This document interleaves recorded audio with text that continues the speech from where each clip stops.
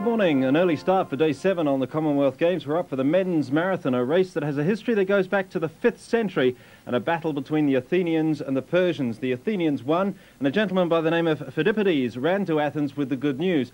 Not a particularly good run for him because he keeled over and died, so the legend goes. And John Davies, his time not recorded. Not at all, but apparently he ran 42 kilometres or close to it. He ran a long way. What's the actual basis of the distance? Where does the 385 yards come from? Well, that happened in a London marathon where the Olympics were held some time ago, and the Royal Box happened to be in a certain place, and they wanted the marathon to finish right opposite the Royal Box, and that's how come we got 26 miles and 385 yards, which now converts to 42-point-something kilometres. What sort of time are we expected to see today, John? Well, I think the time will not be so important, Jeff. It's going to be a tough marathon today, I think, because of the conditions. And I would expect if anybody goes under 2:10, they're going to do an excellent job. Lorraine, take us through the last few hours from, say, 3 o'clock this morning to now. How would the athletes have been preparing themselves? Well, I think they probably had a hard night's sleep because of the high humidity. I certainly did. And I'm sure they got up very early. Probably a lot of these people probably had no sleep at all. They probably would have been up 3 or 4 so that they could have had a breakfast and get it digested, and so that all the time they get to the start line. What sort of mental preparation have they had to go through? Well, I think the mental preparation comes over a long period of time, probably over the last 4 to 6 months or even a year for a lot of them. And so every time you go out training, I think it's getting your focus ready right for this day. So on this day, you're going to see the culmination of a whole lot of work and mental focus. When you're actually running the marathon, I mean, the physical difficulties are obvious. What's the mental side of things? How difficult is it mentally for you? Oh, I think the marathon is a particularly tough mental event. It's very much a waiting game. It's very much an act of faith in what you can do and that you can last over the whole distance. I think the marathon really has an allure in that way because it's so far, and you're battling the element of distance as well as going for speed over that. So, John, an act of faith, Lorraine was saying. Who's going to have the best faith in themselves today? Well, Kenyan guys by the name of Douglas Wakiihuri in particular is one. There's a Tanzanian, Juma, Ikangaa. There's Robert de Castella and Steve Moneghetti from Australia. You can go on with the numbers of people and the combinations in this race, and that's what's so good about a marathon. You see, in some sort of track races, you can look at the form favourite and you can say that guy is probably going to win. When it comes to a marathon, it's more than just form. There's a bit of luck in there, as Lorraine says. The preparation on the morning, the psychology of the event, all comes into it. They're an intriguing event. All right, now we just had a chat with John Davies and Lorraine Moller about the marathon we're going to see today. We now have pictures through from the course. You see them warming up there. What sort of time do you think we'll see today? I'm not wanting to predict a time. I was trying to put you on the spot there, John, by casually tossing the question in. You are, but the big races don't tend to be won in fast times, like the Olympic Games races and so on. And if anybody today goes under 2:10, as I say, it will be brilliant. So I'm predicting a time of around about 2:10. What about the Kiwis, Lorraine, in the race today? Will we expect to see them shine at the start or at all? Well, I don't think they'll be there right at the start because I think there's a very fast field. I think it'll break up, and I think with the Kiwis you'll see them running probably a more conservative race and hoping to come through in the later stages. The wind may affect the tactics in that sense and slow people down on the first part of the race because it looks like it might be a headwind, so that could have our New Zealanders up a little bit, perhaps. Well, we'll let the two of you go now and get onto the commentary team and join Brendan Telfer on course. Well, thank you, Jeff, and good morning, everyone, and welcome to our coverage of the 1990 Commonwealth Games Men's Marathon. This is the scene down at the start line by the Westhaven Boat Marina, right underneath one of the landmarks, of course, of Auckland City, the Auckland Harbour Bridge. And the big question this morning is just what effect is this humidity going to have on this field of 29? That's the view from the start line looking back towards the city. It's a very small field of just 29 competitors. But it's a quality field, as John Davies and Lorraine Moller had just mentioned. In fact, it's probably the first time that we've got a marathon where we can say that 1/4 of the entire field have run a marathon under 2 hours and 10 minutes. Not too many signs yet of the actual competitors of, as we said, just a field of less than 30 starters. The scene here at the start of this marathon, vastly different from what we normally associate from those huge scenes of thousands of athletes milling around the start, usually an atmosphere of great festivity and a carnival-like atmosphere, but today looks to be rather tense and quiet down there at the Auckland waterfront. There's the man who's hoping to become the first Commonwealth runner to win 3 successive marathons, number 0027, the great Rob de Castella from Australia. So it's 21 degrees, a very humid day in Auckland, as Lorraine Moller mentioned. 6%, that's the humidity reading at the moment. The good news, I suppose, from that information there for these runners is the fact that there is very little wind, just a gentle puff coming along the waterfront off the nearby sea, and it's cloudy and warm. There's a lot of misty sort of rain around Auckland at the moment, and I'm sure some of these competitors will be hoping that the humidity lifts and the day becomes a lot cooler, because it'll be very interesting to see, John Davies and Lorraine Moller, just how these European athletes in particular cope with the humidity. Well, no doubt about that, in that the humidity will affect people. 96%, that makes it really tough. And one of the things, of course, that happens with high humidity is you seem to think that you're sweating more, but you in fact aren't. You get a lot of water on your body, but it doesn't evaporate and act as a cooling system. And so these would be some of the toughest conditions that Auckland could turn on in that sense. Well, there's some good advice being given there by number 1046, although he probably doesn't realize it. Sikanyika from Zambia taking on plenty of fluid before the race starts.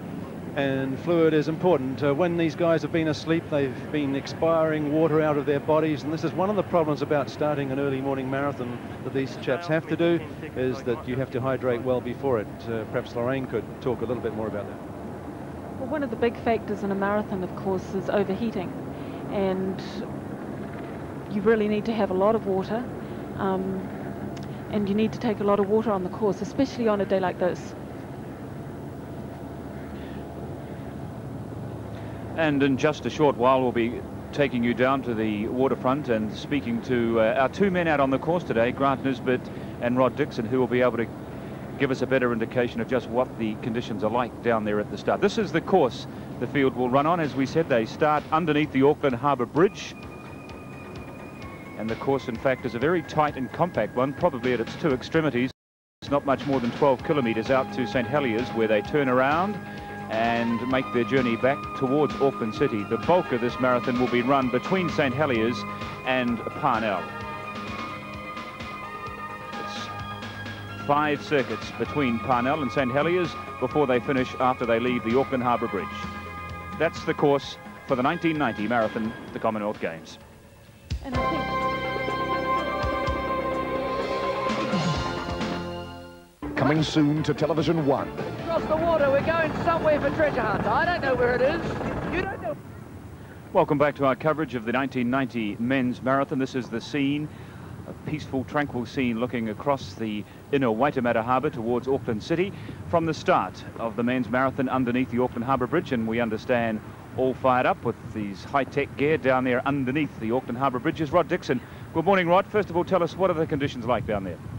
Well, Brendan, I'm actually at Mechanics Bay, and I'm standing up on the Dove Meyer Robinson Park, which gives me a good view right down to the harbour side, right down to the Air New Zealand building down to my left, and to my right out to the bays. Very strong wind getting up here, and we're still just almost on start time, of course, but it is a strong wind, and I think as we've been talking about this humidity, the athletes are going to have to take quite a bit of water on early in order to stave off that dehydration. We'll be hearing more from Rod Dixon and Grant Nisbet during the course of this race as we just look at this field of 29 starters from 15 countries. A number of the countries competing in this marathon have got their optimum number of competitors. 3, we have 3 from Australia, 3 from New Zealand, of course, 3 from England, 3 from Kenya, and 3 from Lesotho. There he is, one of the favourites for the race, number 571 in the middle of your screen, Douglas Wakiihuri, man who has prepared assiduously for this particular marathon. He's been in New Zealand since the first week of December. In fact, has done a lot of his training around the Auckland City waterfront, so he's very familiar with this course. Alongside of him, we saw Geoff Wightman, a rather unknown figure to us here in New Zealand, one of the 3 English runners. Number 56, Steve Moneghetti, the man who made such a dramatic entry into the marathon ranks in his debut in 1986 in Edinburgh. Rex Wilson right beside him there on the left, in the black of New Zealand also.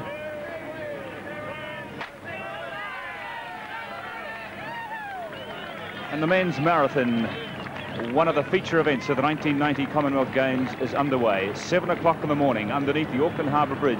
This small, compact but elite field of 29 runners is off on this long 42-kilometre journey. A journey which will the winning athlete about 2 hours and 10 minutes, but some may still be on their feet after 2.5 hours. Well, interesting, Rex Wilson right up there beside Steve Moneghetti, and at the other end of the field you could see probably the oldest man in the race, John Campbell. Campbell doesn't like to start fast, likes to work into it, and you can see him there with his number tucked right over the back of his shorts. He's cut his singlet down nicely too to look as if he's going to get the best ventilation he can on a day like this.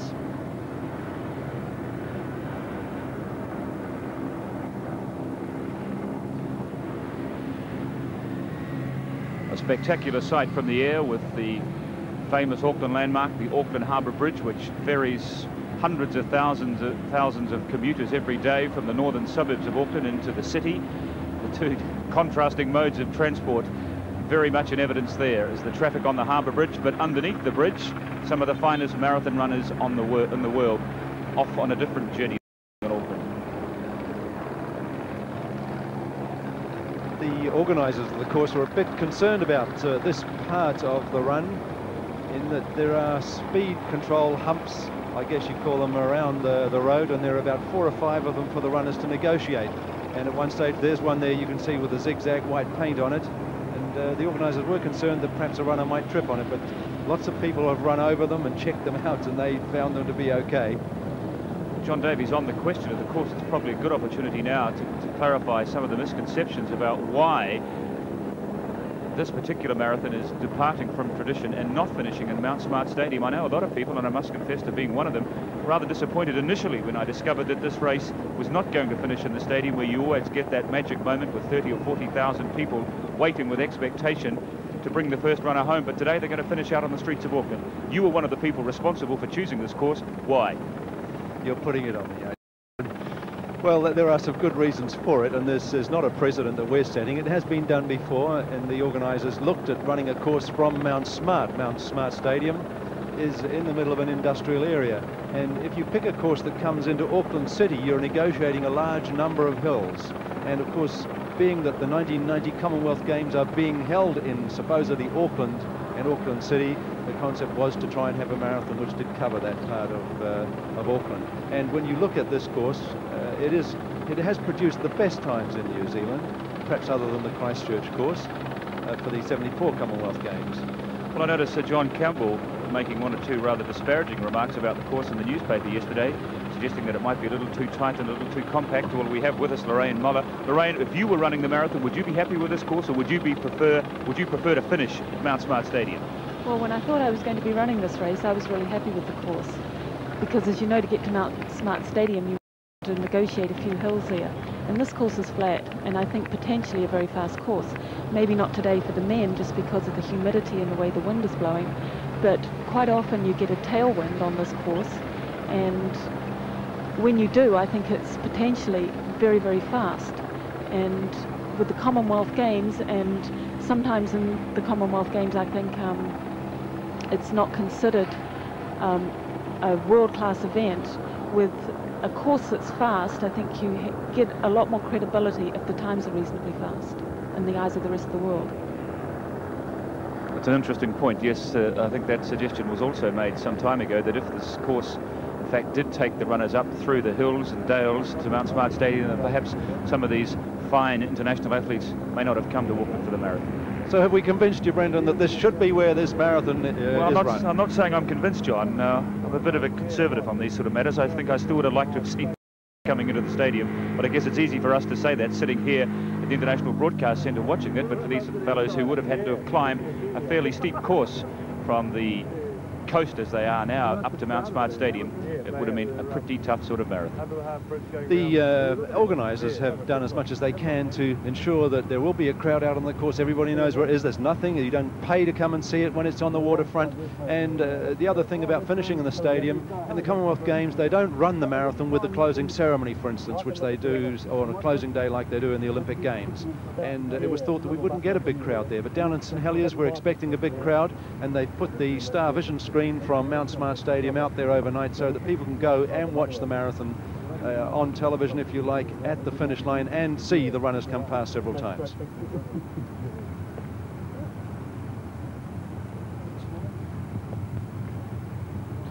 So let's have a look now at some of these runners. Of course, it's a very early the race, and as we mentioned, there are 7 sub-2 hour 10 marathon runners in this field. Out to the right of the picture in the almost lime green colour is number 937, one of the 3 Tanzanian runners in this field. That's Simon Robert, and alongside of him 938 is Alfredo Shahanga from Tanzania, also brother of Gihamis Shahanga, who won the 1978 marathon at the Commonwealth Games in Edmonton. But the big threat from Tanzania is their 3rd runner, Juma Ikangaa, the man who won the New York Marathon last year and in fact was ranked #1 in the world over this distance in 1989. Still making their way through what you might call the industrial area on the Auckland waterfront, but very shortly they'll be coming close to the heart of Auckland City, Queen Street. Yes, this is probably the worst part of the course in terms of any visual effects. Some light industrial areas around here, some tight turns, as you can see, the runners having to negotiate. But once they've completed this mile, they'll be out onto what we call the waterfront proper, right through across the bottom of Queen Street. There's the Australian, the 3 Australians in this race, with the Rob de Castella, their most prominent one at the moment, right in the middle of that leading pack. Number 936 is Juma Ikangaa. He's, as I said, the 3rd of the 3 Tanzanian runners, running in a slightly different strip from his 2 compatriots. And number 047,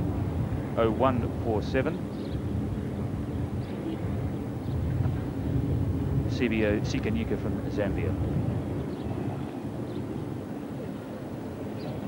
No sign of the New Zealanders yet. They must be tucked at the back of that leading bunch. We can see Robert de Castella out to the right and towards the rear of that leading bunch. The 3 New Zealanders, Rex Wilson, John Campbell and Paul Herlihy, who won the New Zealand Commonwealth Games marathon trial 3 or 4 months ago. In fact, you can see Rex Wilson just over the far side of the leading runners there. He's on the far side from the camera, and right with him was Paul Herlihy, and that's good to see these guys up there at the moment. And John Campbell right at the very back of that picture, to the right. Running alongside of Robert de Castella. Brad Kemp, the Australian, there as well. 3 English runners in the field. Names not terribly familiar to us around this part of the world. Gordon Christie, Tony Malofsarov and Carl Thackeray. And another big name that we haven't mentioned, who we presume is buried somewhere in that leading bunch, is the Welshman Stephen Jones. In fact, looking at these leading 7 runners, Ikangaa, Jones, Hussein, the Kenyan, Ibrahim Hussein, who's won both the New York and the Boston marathons, Douglas Wakiihuri, Robert de Castella, Steve Moneghetti and Tony Malofsarov, they are the 7 that have all gone under 2 hours and 10 for this distance. And we would expect the winner to come from one of those 7. But when you have literally a quarter of the field capable of running under 2 hours and 10, it's really hard to say any one particular athlete is the favourite. That's quite right. It's going to be interesting to see what develops when the race gets into about the halfway stage. But there's the familiar strip of Australia, number 27 there, Rob de Castella, with his familiar waddle too, right at the back of the field, and that's pretty unusual for him. So everybody, I think, is playing a bit of a cat and mouse game here, and I think perhaps they are concerned about the wind and the humidity. Still making their way through the industrial sections of the Auckland waterfront, and they won't really get a feel, I suppose, for the marathon until they hit the city section of the waterfront, where they'll make some contact with the crowd and probably start to warm to their feet as they get some support from the footpaths. But at the moment, it's very much this industrial area where you wouldn't expect to find many spectators. Wearing the white and black uniform.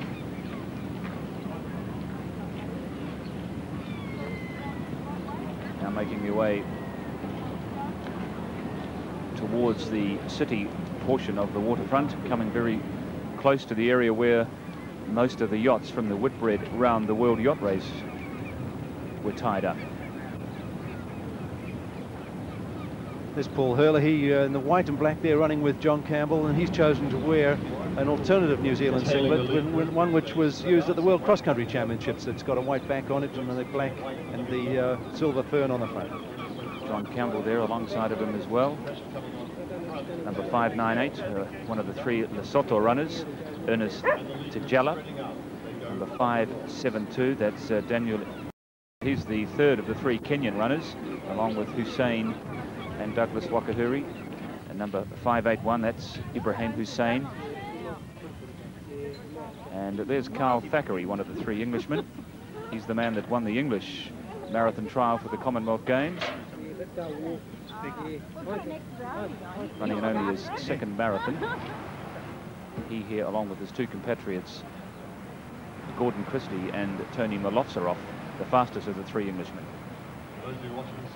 Juma Ikangaa is putting in a little bit of a burst to go into the lead, and we might remember him from Brisbane in 1982 when he and one of his teammates set an absolutely torrid pace right from the start, and they got run down by Rob de Castella at the end.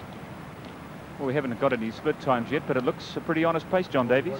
Yes, they're moving along quick enough. It's good to see everybody is putting themselves into the race at this stage. Certainly the three New Zealanders are right there in the bunch, and that's good to see. We need some good positive running from these guys.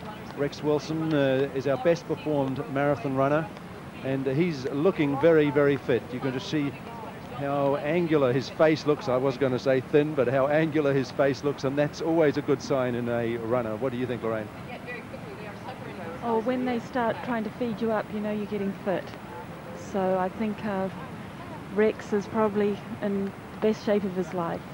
That's Rex Wilson there, who's just going wide. It's a very patchy piece of road here, as you can see. It's a pretty rough stretch of road, which could probably do with another coat of tar seal, and so these fellows just have to watch their footing here for the next couple of hundred metres.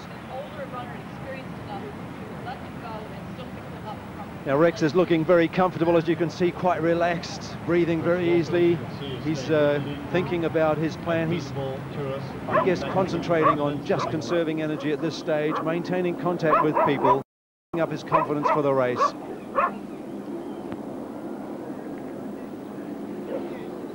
So over what they call the Western Viaduct. It's been good of them to keep it down. Sometimes they raise this to let a boat pass under. It's a bit like a railway crossing. But I'm sure the organisers made sure there were no boats coming through today. So now they're coming down towards the city proper. And just a couple of minutes, they'll be passing Queen Street. There you can see the downtown section, the commercial area of Auckland, looming in the background there, just a couple of hundred metres away. Big Air New Zealand house, that tall building in the middle of your picture. Looking through this small field of just 29 runners, the two Australians, De Castella and Brad Camp, the man who won the Australian Marathon Championship, there just to the right of the picture. Alongside of him, Sikanyika, the Zambian runner, number 571, Douglas Wakiihuri.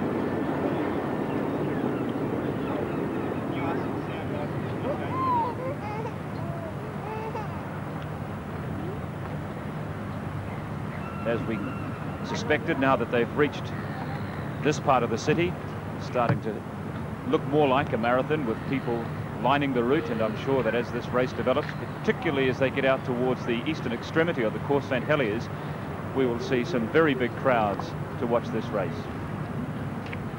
Of course, it's a work day here in Auckland today, after it was a public holiday in the city yesterday, anniversary day. Many of the office workers, I guess, coming into town just a little earlier today to get a glimpse of these marathon runners. This is the only time they'll pass this section of the course.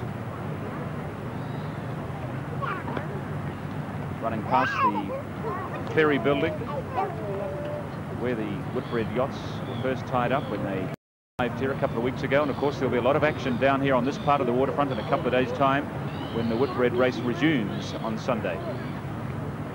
There's Ibrahim Hussein, the man who seems to have an insatiable appetite for marathons. He ran the Honolulu Marathon just last month, which he won.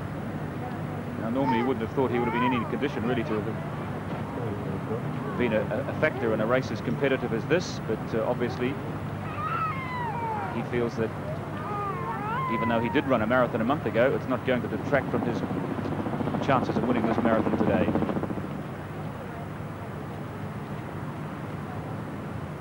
Ikangaa, the Tanzanian, the back of the picture there, the small figure. And the 5 kilometre mark.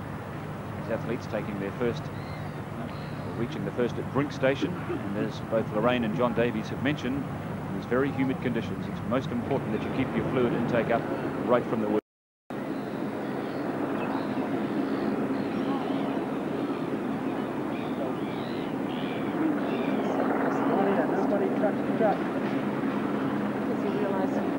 Drinking even before they get thirsty, they want to stay topped up, especially early on. When you take a drink, it'll pay off later on in the race. And most of those runners have their own drink bottles. A lot of them will have a glucose drink, which is absorbed straight from the gut into the bloodstream. Some runners can't take that. I noticed one of the African races just preferred to take water.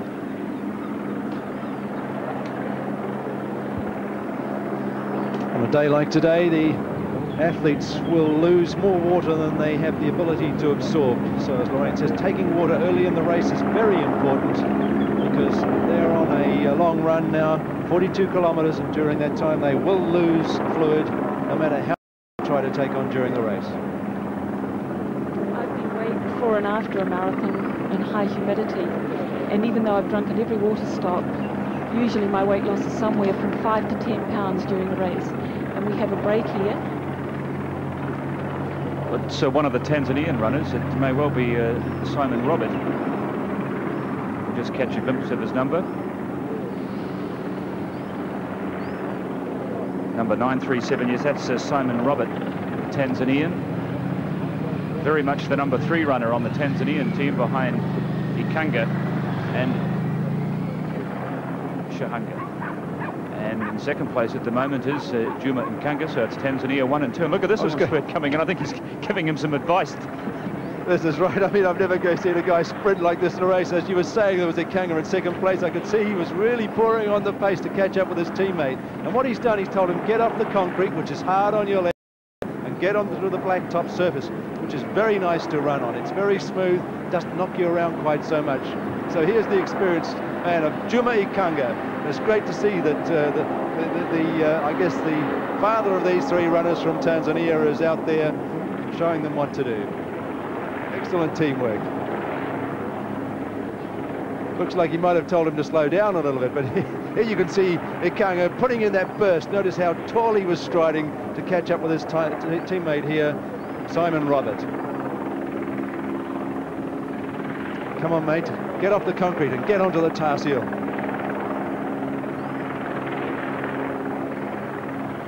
What impressed me about Ikangaa was how easily he caught up, and he's usually has run this way. It's almost like a fartlek run for him, where he speeds up and slows down. And last year, when he won New York City Marathon, he said finally that he had caught on to the pace running, and instead of running 14:16, 14:16 for his 5K splits, he'd finally realised that running 15, 15, 15 for his 5K splits was a much less painless way of running it.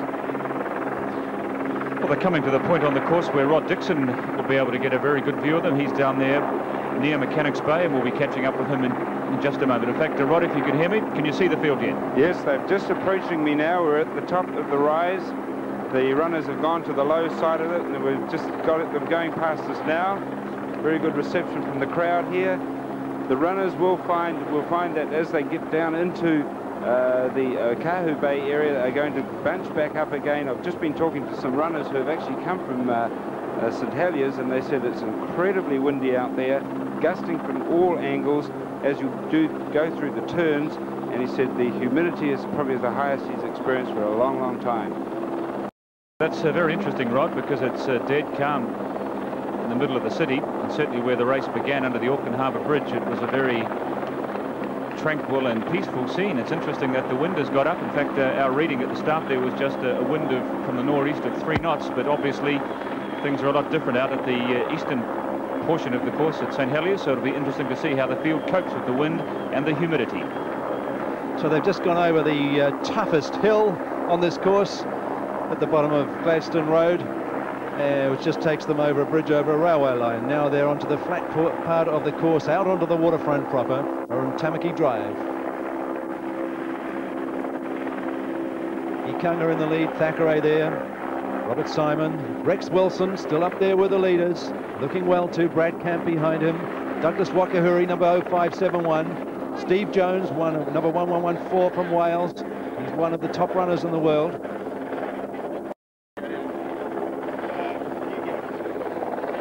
They went through that last kilometre in 3 minutes and 5 seconds, which puts them on about 2 hours 9, 2 hours 10 pace. But of course it's early stages of the race yet, and they haven't come to what appears to be the really windy section of the course today, which is around St Heliers, which is the turning point. Now John Campbell you can see there in his cutaway black New Zealand singlet, and the back of the field, and he's just gone very close to his home. He lives and owns a dairy just up the road from here, so this is very familiar territory for John Campbell. Running past Mechanics Bay, another famous landmark in the history of Auckland. It was here to that stretch of water just to the left where the old flying boats used to take off and land. Coming to the most picturesque part of this course for the next 7 or 8 kilometres along the Auckland city waterfront, around, of course now wends its way around through the city beaches along the stretch of road where most runners and joggers in Auckland, whether they're competitive or just social runners, have done a lot of their running. It's a delightful course to run, because one of the virtues of it is that you can run for the best part of 8 kilometres without having to worry about the traffic. Once you get onto the footpath to the left there, you can run all the way round to St Heliers Bay without having to worry about cars or traffic lights, and you're right in the heart of the city.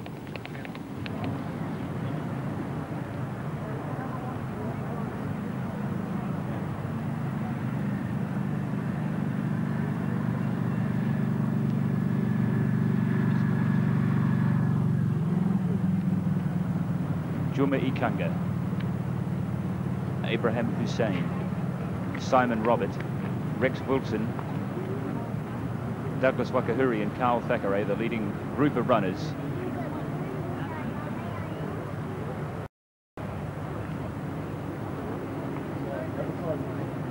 This is a good running here for these fellows. The road is smooth, the bumps and potholes that they encountered around the industrial section they've put behind them, and now for the rest of the course, in fact, it's a very smooth surface. It's the scene from the air looking along a stretch of road known as the Causeway here.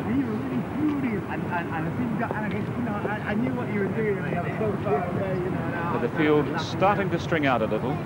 The race has now been in progress for 23 minutes. They've covered the best part of 7 kilometres. There's still 35 kilometres to go, so the opening chapter has been run in the 1990 men's marathon.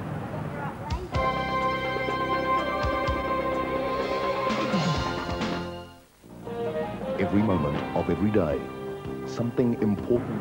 Well, welcome back to our coverage of the 1990 men's marathon as the field wends its way along Tamaki Drive, approaching the Okahu boat harbour. And while we're away, an interesting little development. The Tanzanians put in a very fast mile, and consequently the leading bunch has been split in two. Yeah, that's sped up to sub 5 minute pace, which puts them well under 2 hours 10 pace as they came through that mile off the Gladstone Road Bridge. But there's a nice little bunch formed up the front here, and you could see people taking positions as they adjusted to the wind. Chahanga from Tanzania, Robert from Tanzania, Ikangaa from Tanzania. These guys like to press the pace, make it hot.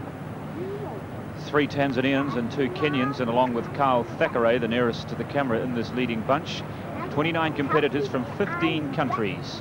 But nearly half of the field, in fact over half of the field, are from African countries, from Lesotho, from Zambia, from Tanzania and Kenya. So they put in about a 2:40 half mile, which means it went over 5 minutes. about 5:20, and that's caused the second bunch that have got dropped behind with people that we know are very experienced, like Moneghetti, Castella, Steve Jones, and Douglas Wakiihuri in it now to catch up with these guys. As you said, Lorraine, a bit of pace work going on out the front here by Juma Ikangaa, doing his fartlek in the early morning. And it'll be interesting to see if they pay for it a bit later on, because uneven pace running is certainly not the most efficient way to run a marathon.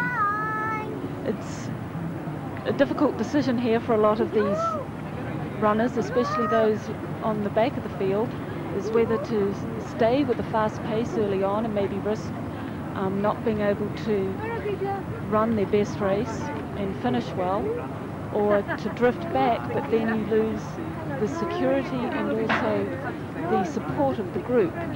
And once you're running by yourself in the middle of a race, it's much more difficult. It's a long way out there to be running all alone.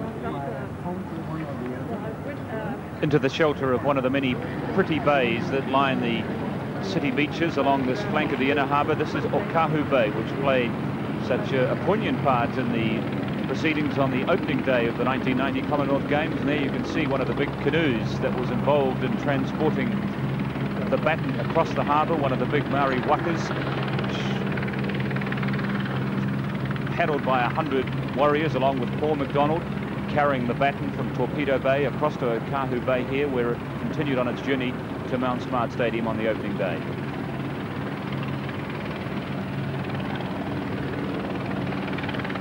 Steve Moneghetti taking a drink, and then interesting there to see that the competitors are having the drinks handed to them. Yes, I've been a coach on a number of New Zealand teams, like the Olympics, World Championships, and they don't allow that to happen in those events.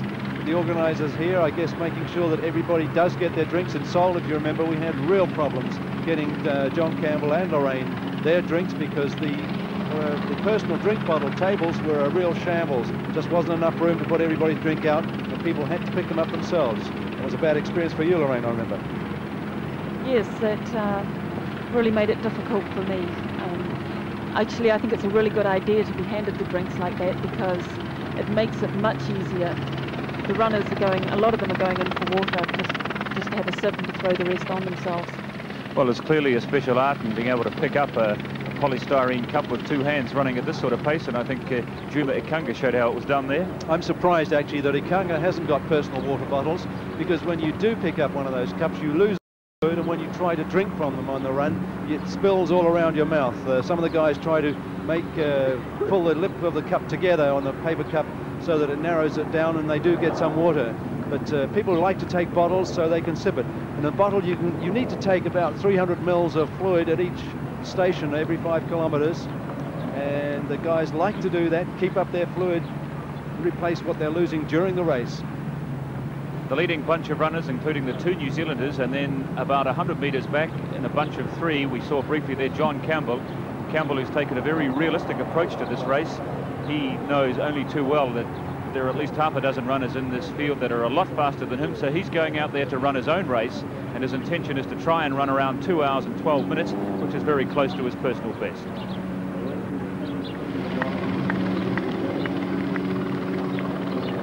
Having left Okahu Bay behind them, around past Kelly Tartan's World, heading towards the Tamaki Boat Club, and the next of the city beaches, Kohimarama. One of the most exposed parts of the course, so if the wind does get up, this is where they'll feel it. Heading out for the Tamaki Boat Club, which you can see in the background there, which is also another very exposed part of this course. Two Australians running together, Steve Moneghetti and Robert De Castella. The 10K time of 31:09 puts them on about 2 hours 11 pace. It's been fluctuating. They're now into one of their slow patches by the looks of it, because the bunch is all back together, and Steve Moneghetti now come up to the front of with the leaders.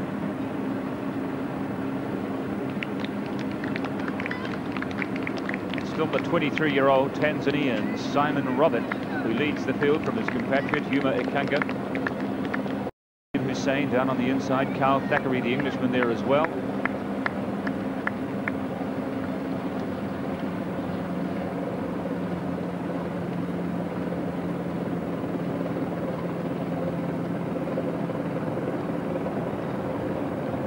Carl Thackeray, who, as we said, won the English trial, selected the team for New Zealand, running in only his second marathon.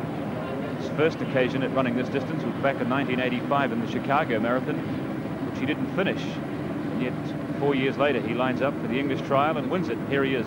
As a result of that, running in the Commonwealth Games, running for a gold medal.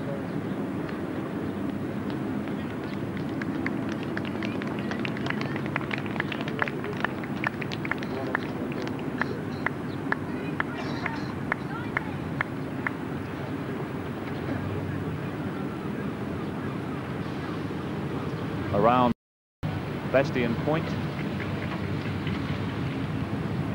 heading towards the Tamaki Yacht Club in Kohimarama.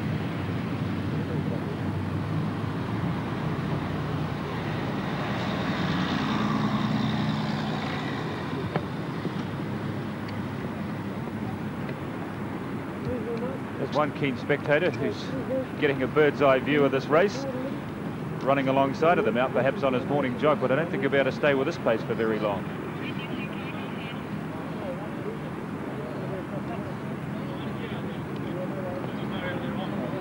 There's the second Welshman in the field. We mentioned before Steve Jones out to the right there. Also in the red strip, number 1113 is Steve Brace, who ran a very good London marathon in 1989, finishing in 12th place in 2 hours and 12 minutes. 390 is another one of these unknown British runners, Geoffrey, 29-year-old, who was a surprise in finishing in second place in the English trial.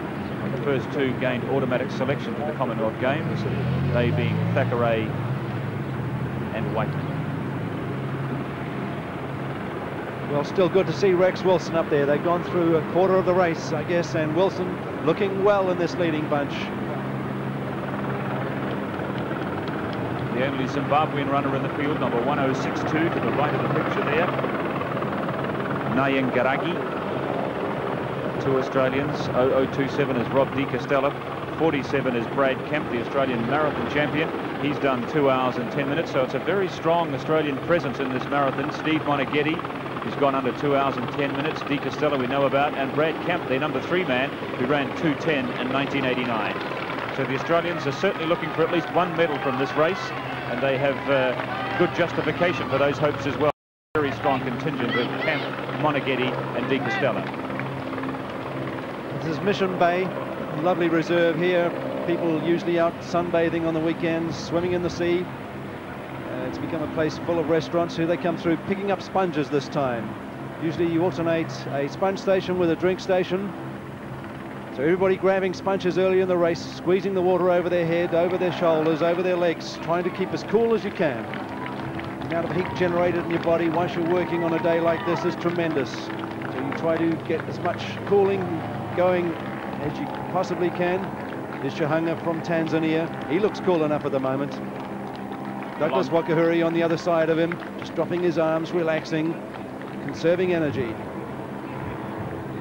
All these men looking very comfortable, but of course it's still early days yet. We've completed 12 kilometres of the journey, so there still is 20 miles or 30 kilometres of the race to go.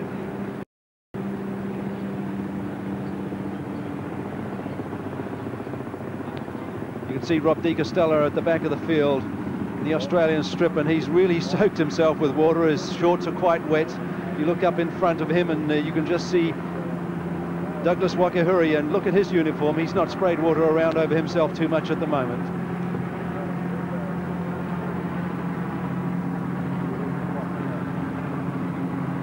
No change at the top. It's still the New York Marathon winner from 1989, Juma Ikangaa, who leads the 1990 Commonwealth Games men's marathon after 12 kilometres.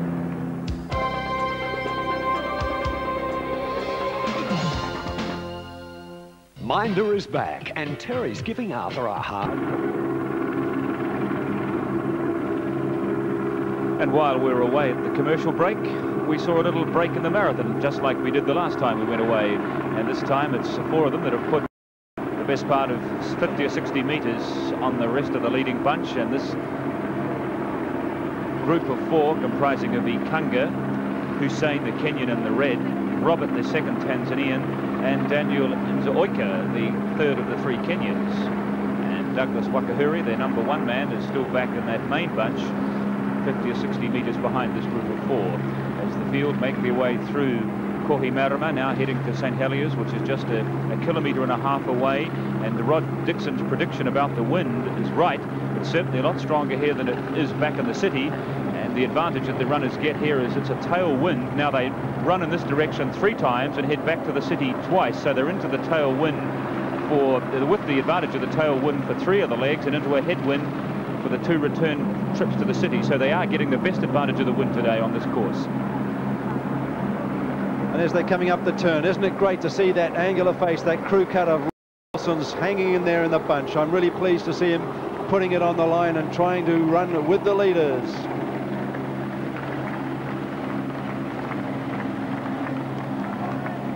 Moneghetti, Steve Jones, who we're seeing for the first time, between Wakiihuri and Moneghetti. Behind them, Rex Wilson and Robert de Castella. Coming into St Heliers, the most eastern point of the course, and shortly they will turn and head back towards the city. St Heliers Beach in the background, the leading foursome of Ikangaa, Robert, Hussein and Nzioka.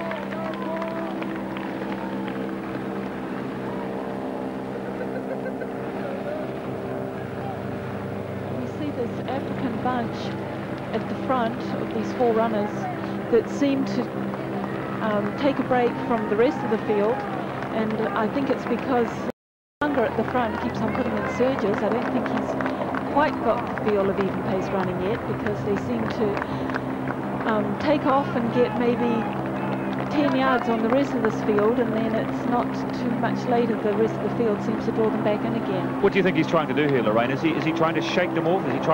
Is he making his play now, do you think, early on in the race? Well, it seems to be an African trademark to make these little surges, and I don't know if they're so much fitter than the rest of the field that they seem to be able to get away with it. I think probably he'll pay a bit later on. Well, I'll give you another theory that I got from a great man that I admired, Percy Sarady, and he said, you run with energy, and like you see children at play, they have bursts of energy, and some runners have these bursts of energy. They run along, they get a little tired, so they rest a little bit, relax a little bit, and then they feel revitalized, and so they're up and off again. Perhaps that's what these Tanzanians are doing. Well, you know, when you run with a dog or something, he usually does that, takes off for a burst and slows down and takes off for another burst, but they never seem to be able to last the distance. But it's quite obvious that there's been pressure going on as they come through the crowd of St Heliers, and that's the other thing that some runners get carried away with. They come through a crowd, they get a lift, a little surge of adrenaline goes into the bloodstream, and they pick the pace up. And you can see that it split this bunch open quite a lot. But the front runners slowing down again a little bit now, and everybody gathering, and Rex Wilson trying to get back in there with these leaders. Steve Jones, Moneghetti, Douglas Wakiihuri, they're the 3 in front of Rex Wilson.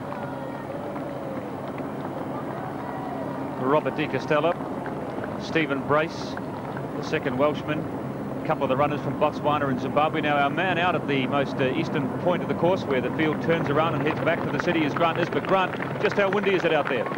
Brendan, it is quite windy. In fact, it has been since the time we got here, about 6:30 this morning. I don't think it has risen significantly, but yes, it is quite windy. I think it might have a cooling effect on the runners, though, because, as you say, the humidity is very high indeed.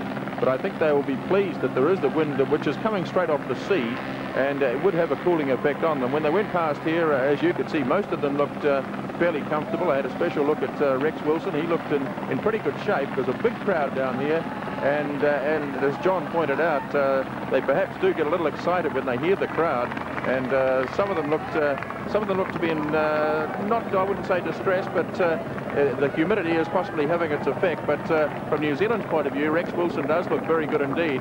But a very good crowd out here on the course, and there's a wee bit of tension around, I think, as well. It's certainly a long race. They haven't gone a long way as yet, but the crowd is quite excited. A working day here in Auckland, as we know, and so I think a lot of people must still be on holiday. So into the headwind they're coming, and the leaders slow down, and Rex Wilson did the really great thing. He got into the bunch, and he's looking for shelter at the back of it. That's great.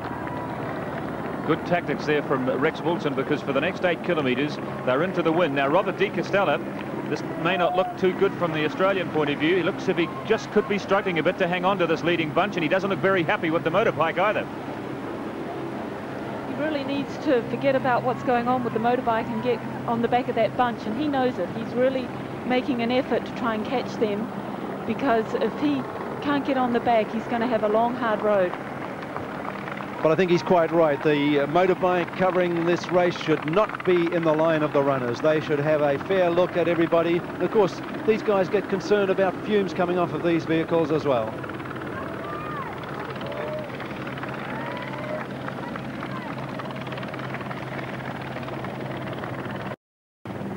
De Castella working hard to try and join that main bunch, and I think he may be succeeding, digging deep, calling on all his reserves, because this is a very critical stage of the race for De Castella. If he drifts off this bunch now, he probably will never be able to join them again. And it might not be that Rob dropped back because he was feeling tired. I think quite likely at the water stop he probably just lost a stride or two and missed the main bunch, and that's one of the dangers of the water stops. It's just getting behind a little bit. He's the defending champion, remember. He won it in 1982 in Brisbane, and he won it again in 1986 in Edinburgh.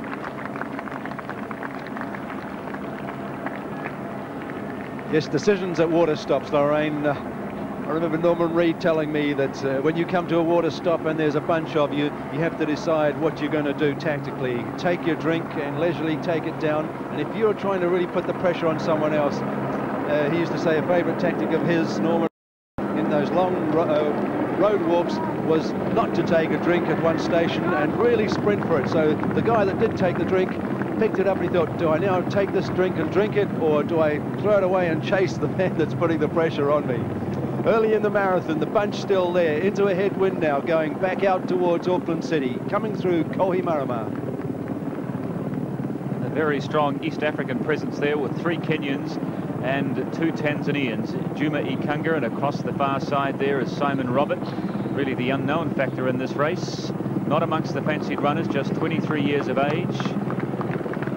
Being given plenty of help and assistance from his teammate Juma Ikangaa, as we saw, particularly the early stages of the race. The Africans, they like to work as a team. We've seen it on the track here at Mount Smart Stadium over the past 3 or 4 days, in the steeplechase and in the 5,000 metre heats yesterday. Work very well as a team, always conscious of where their teammates are in the race. And the 2 experienced Kenyan runners in this field, Hussein and Wakiihuri, probably keeping an eye on the youngster in the team. There he is, Daniel Nzioka, the man who's running his first marathon outside of Kenya today. Well, Rob de Castella has almost made it onto this bunch. Here he is now, gritting his teeth, he seems to be. Quite tight in the jaw, which surprises me, but he's back on there now, and he'll have the satisfaction of getting shelter. It's important, as I say, to conserve energy. Douglas Wakiihuri doing nothing at the moment. There's Steve Jones. Have a look at his face. Does he look okay? Looks pretty good to me. Douglas Wakiihuri on this side of him. Steve Jones, who in fact for a short while held what is now generally considered to be a world record in the marathon. We used to refer to them as the world's best, but in recent times seem to have fallen in line with most of the other standard distances, and now we refer to them as a world record. Well, he held the world record after he ran 2 hours and 5 seconds in Chicago, but since then that record has been lowered by the Ethiopian.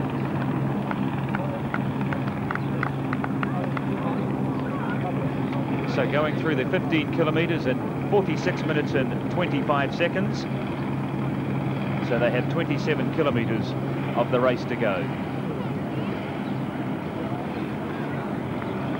At 46.25 pace for 15 Ks. They're still on 2 hours and 10 for the marathon distance. This man, Simon Robert, putting on the pace again. He's very keen in these early stages of this marathon. Is that inexperience? Who knows, we'll find out later as it goes, but you can see he split the bunch open again. Everybody will be concerned now about the wind. Rex Wilson still trying to get on there, but de Castella, he's been dropped again. He's not looking comfortable with these surges of pace. Rex Wilson working hard as well to stay in contact with bunch. That's the gap between Robert de Castella and the leading bunch. There's Nzioka at the back of it. It's Ikangaa, Steve Moneghetti, Ibrahim Hussein and Simon Robert, who has come back to that leading bunch. And the Englishman, Carl Thackeray, who's stayed in contact with the pace right from the gun.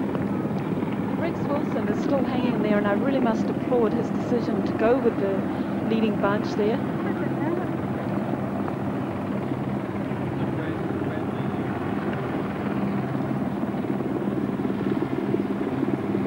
After all, it's a difficult decision when you know that the guys in front have 2 or 3 minutes on paper ahead of you, and Rex had to make a decision as to whether to stay at the back and run his own best pace, or to go with the front and give himself a long shot of maybe coming off with a medal or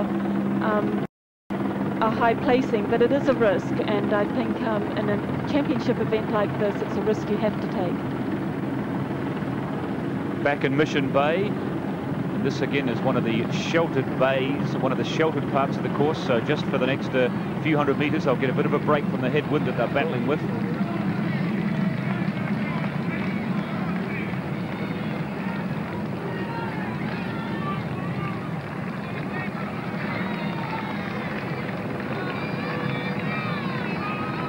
When you're running against a headwind, as this group is for this 4-mile stretch, it's very important that you stay with the bunch because you get a lot of shelter, and once you start to drop off the back, it takes so much more work to try and make up the bunch again. So it's really important, and I think Rob's probably in trouble here because he's dropped off the back and he'll find it hard to make it back up, and he'd probably be better to relax right into it. So it's going to be so much more work to try and catch the bunch, to wait until they turn around when he has a tailwind and he gets much more better returns for his efforts. So the 3 Australians who were all very much in that leading bunch on the way up to St Heliers, but in the space of a couple of miles heading back towards the city into the wind, we've seen both Camp and de Castella drop from this leading bunch, and now the Australian hopes seem to rest principally on the shoulders of Steve Moneghetti, right there in the middle of that leading bunch, just behind Juma Ikangaa. Yeah, Rob de Castella looks like he's going to say goodbye to these guys because they're certainly going away from him now, opening up a big gap. De Castella looking very tight, not flowing at all. Remember, he's been around for a while, and he got into this Australian team, I think, on sentiment as much as anything, because they didn't feel that he was performing particularly well, but he's been such a champion for them. These are the men pushing the pace. Juma Ikangaa from Tanzania. He likes to do it. Has he got the strength to keep it up? Steve Moneghetti carrying the Australian flag in the leading bunch now. Just a young man. Comes from Victoria in Melbourne. Trained by Rabbit Wardlaw. And Wardlaw ran well for Australia. In fact, he and Dick Quacks had a few good challenges, and I remember Dick Quack saying about Wardlaw one day, if Wardlaw ever beats me in a race, I'll scrub Queen Street with a toothbrush. Well, Wardlaw did beat him in a race. I'm not too sure I ever saw Queen Street looking scrubbed by his toothbrush, though.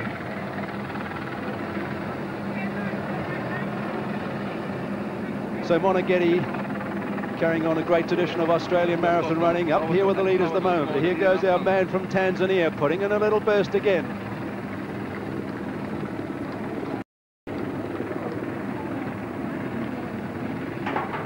Simon Robert from Tanzania, and that's not the first time we've seen him do that. He seems to have this little desire about every 4 or 5 kilometres to put a little surge in, and is Ikangaa going to go out and tell him to cool down again like he's done the previous times?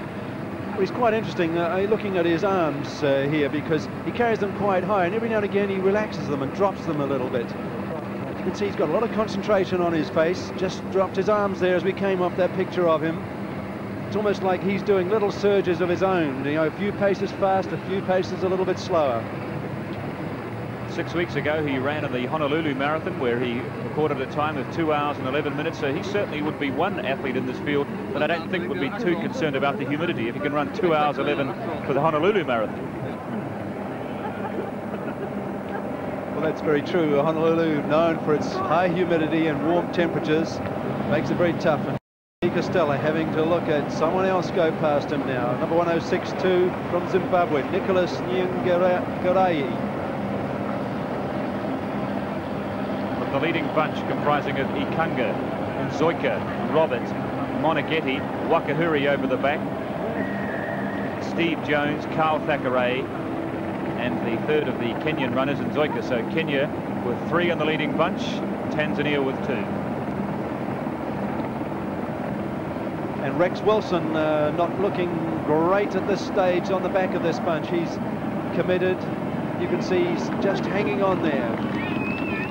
But I must say, on the mark, Rex's courage, as Lorraine said, he made the decision to try and go and run and achieve an excellent position. And who knows what will happen to the leaders? Who's overcommitted? We really don't know at this stage. We really hope that Rex is conserving his energy a little bit, just staying as close in contact without being vicious. Past one of the great attractions of Auckland in recent years, Kelly Tartan's Underworld.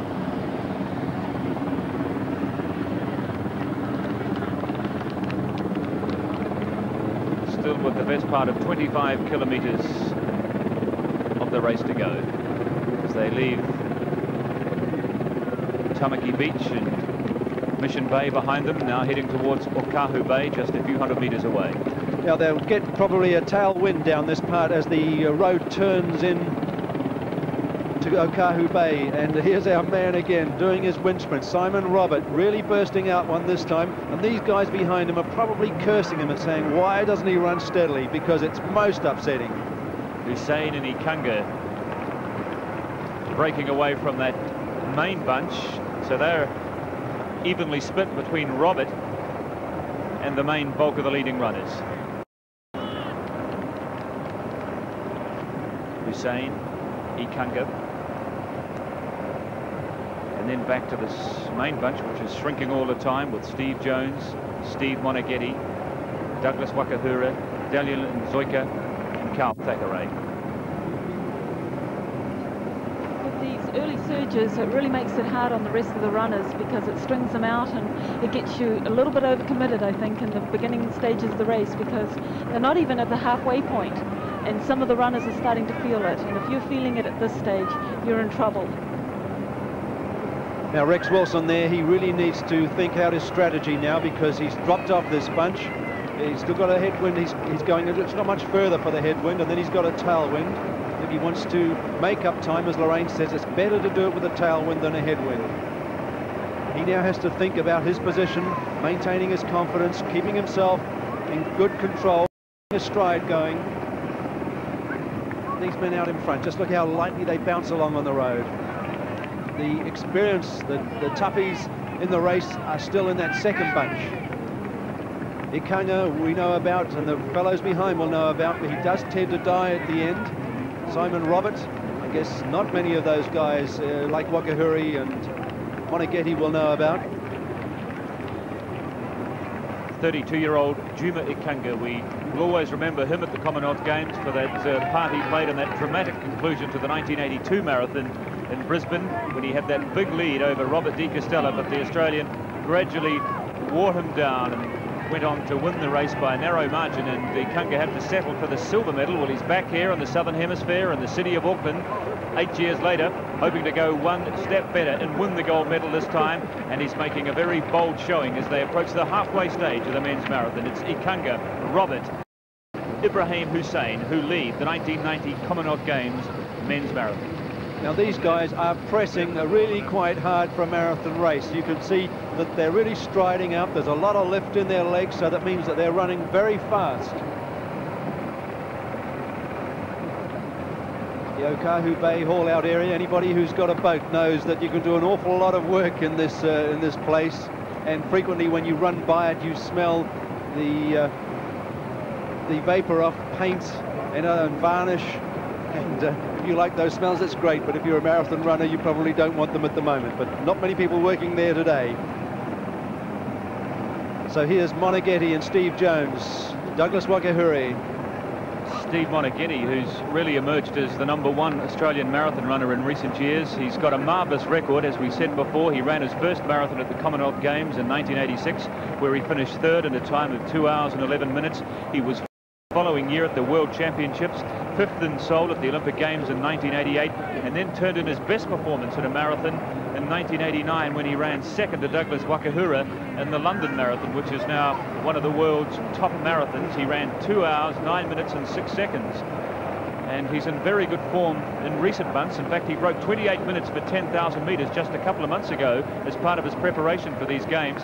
So Steve Moneghetti, clearly the #1 Australian hope in this marathon field today, now that Castella has gone.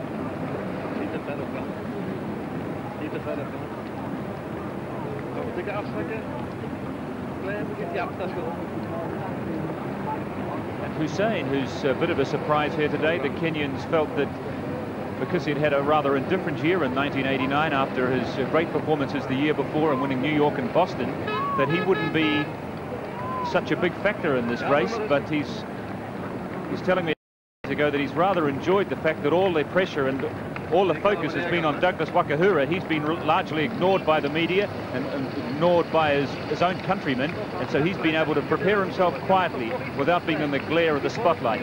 And he was very confident about his chances today, despite their rather indifferent form he showed in 1989. And he's certainly running well as they approach the halfway stage of this race. You can just see the legs of Ikangaa. They're picking up over this little rise, coming down off the hill, off this little bridge, to get onto the back of these two leaders. And you can see that he really is moving very, very quickly. Just think about it. How would you like to run 42 kilometres for over 2 hours at the pace that these guys are doing? They are really moving along. The guys behind them will be running close to 5 minutes. I'm sure these guys are running sub-5s at the moment. 20 Ks in 1 hour, 1 minute and 46 seconds, which means they're still on 2 hour 10 pace for this race. And the lead group seems to be widening the gap against this small bunch. And we've just heard from Grant Nisbet out on the course that Carl Thackeray, who played a prominent part in the leading bunch for the first 15 kilometres of the race, has withdrawn, apparently with an injured leg.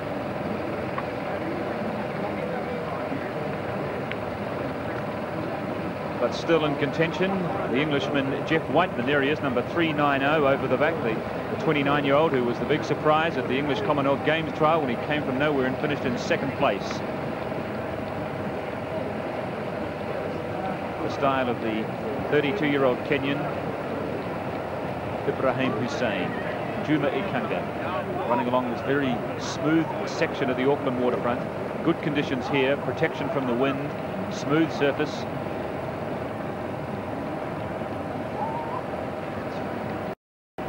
Humid, overcast day here in Auckland.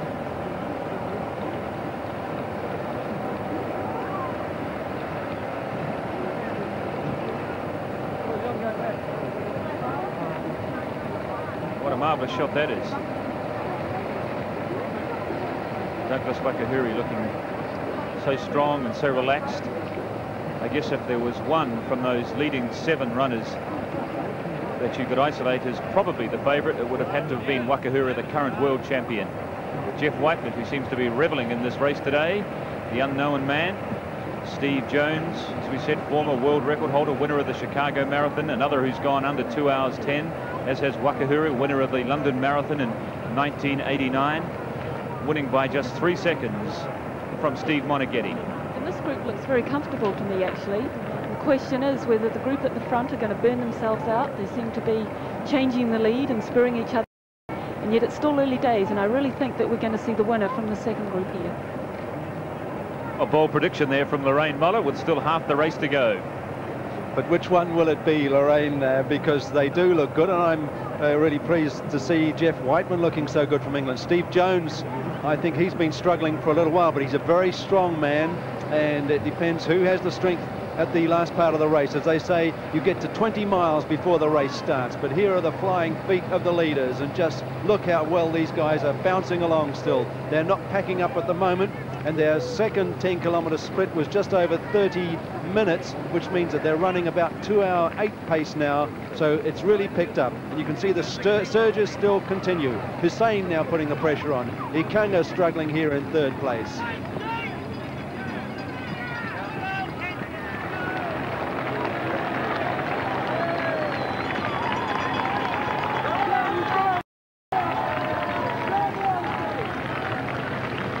back at Parnell, they turn and head once more out towards St Heliers. And so for the next 8Ks, they have the advantage of a tailwind.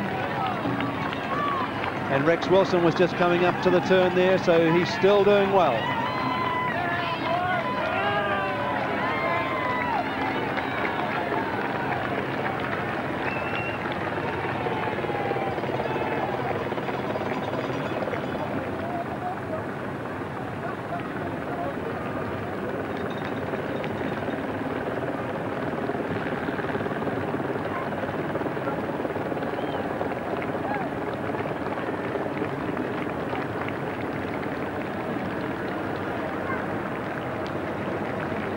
This is the scene on the Auckland waterfront at the halfway stage of the men's marathon, a fascinating race as we watch the East Challenge coming from the Tanzanians and the Kenyans, and the rather forlorn sight there of Robert de Castella, who's dropped off the pace over the last 8 kilometres, and the Australian hopes resting very much on the man you can see in your picture at the moment, Steve Moneghetti.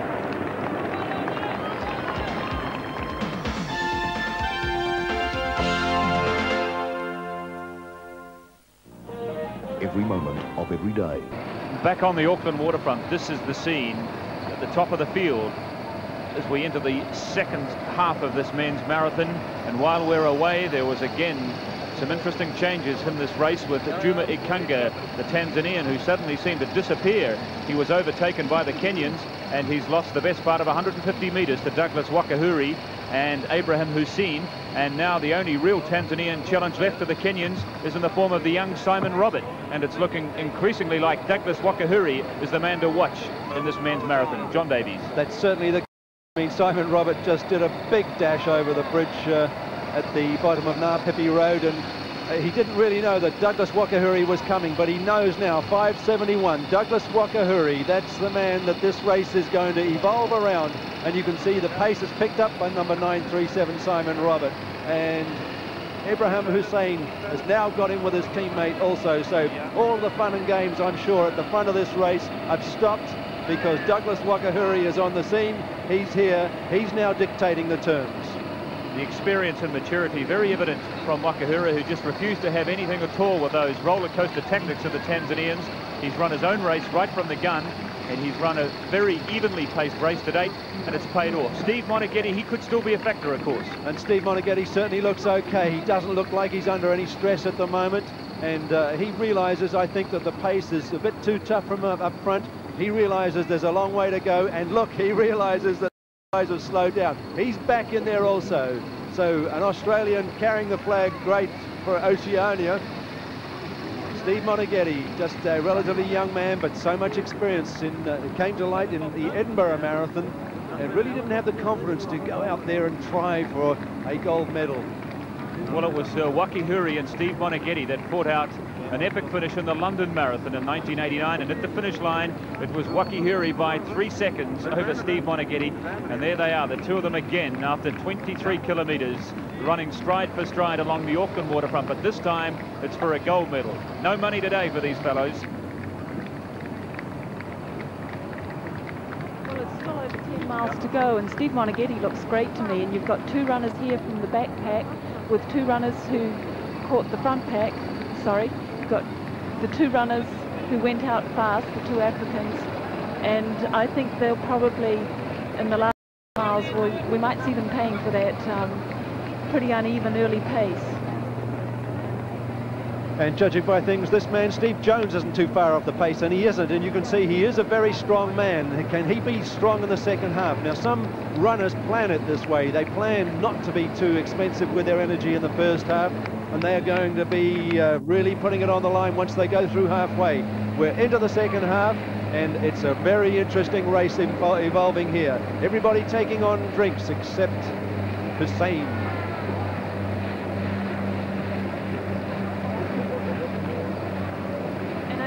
When it comes down to the last 10K, that's when we really see the real race. That's where it all happens, and so much can change in those last few miles when runners start to run out of glycogen, and you see the ones who pay the expenses for an early pace, and somebody like Steve Jones here who's coming through.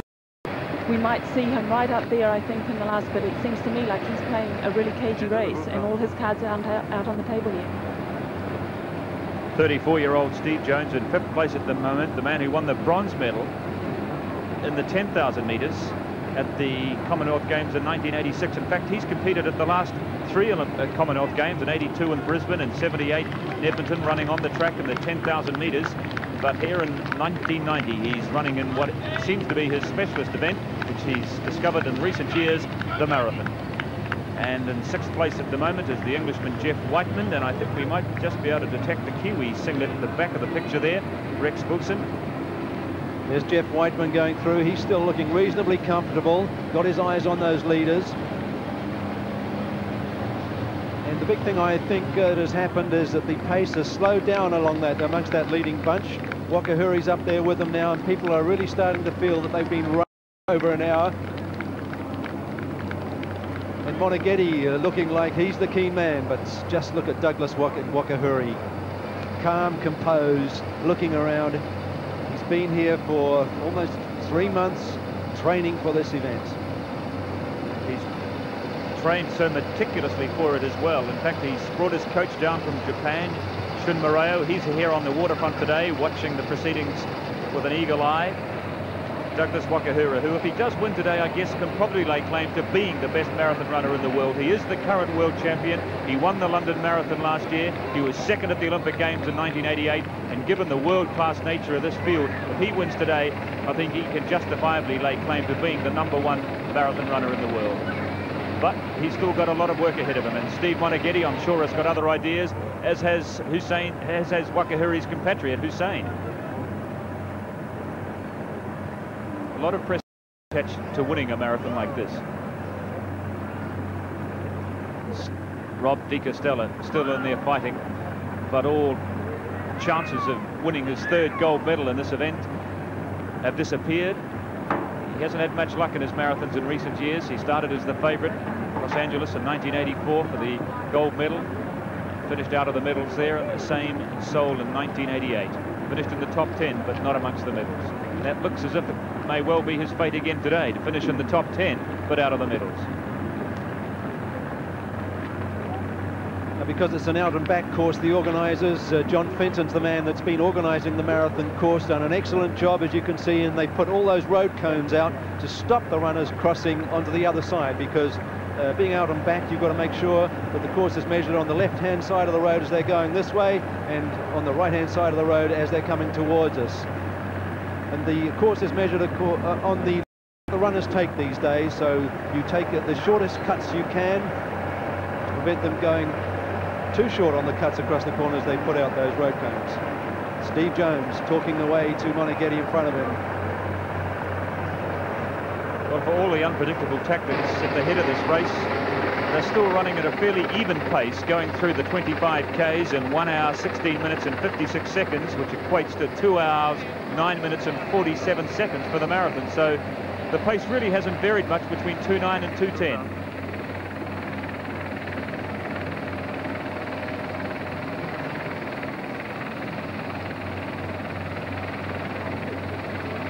Now, Geoff Wightman will be really delighted because he is picking up that leading group, and it's a great incentive at this time of the race. If he was a little tired before, he certainly will be feeling a lot better about it now. When those blitzes and those surges were going, it can be demoralizing. He sensed the pace up there now has evened out, and he's catching it up very slightly. He needs to get on to the bunch before they turn back again to come towards the city where they get those headwinds.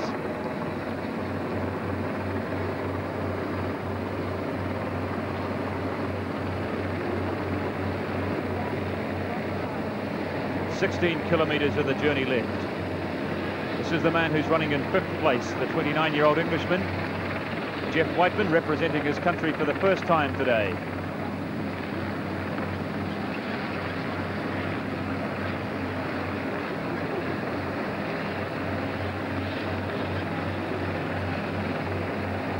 So 2 British runners, 3 from East Africa, and the sole Australian Steve Moneghetti, the leading figures left in this drama on the Auckland waterfront as we approach the 27-kilometre mark. Well, remember the 10K race on the track, or Douglas Wakiihuri is the quiet man in this race. He's not really doing anything, just making sure that he reels in the people when he wants them to, just sitting in there, taking his sponge now, wiping his face down.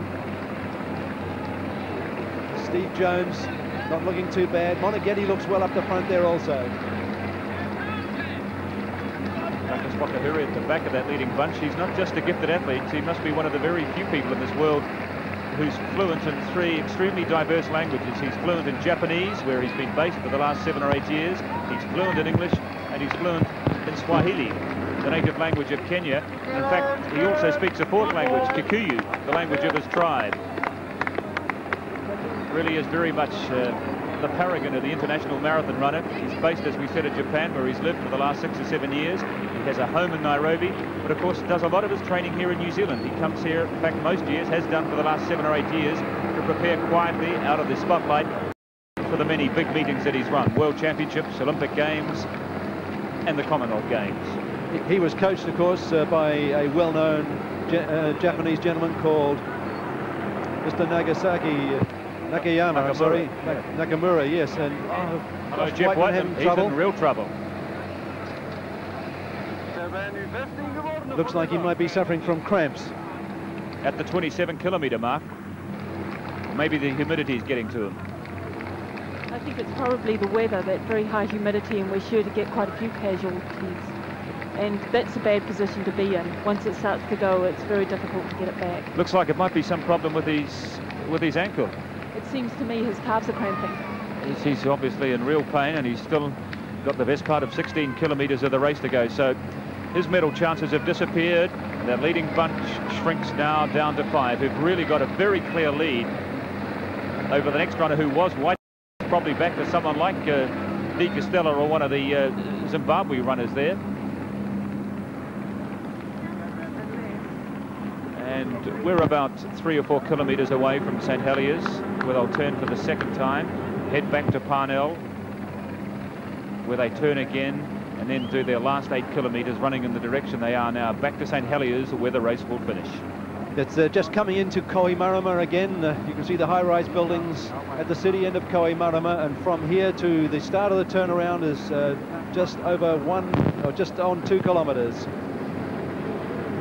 Some years ago, I don't know who the organisation was, but they put out markers on this road which were called cardiac markers, so it's a great training ground for a lot of Auckland athletes. But here's Wightman again in trouble with those legs, and this is really quite tragic.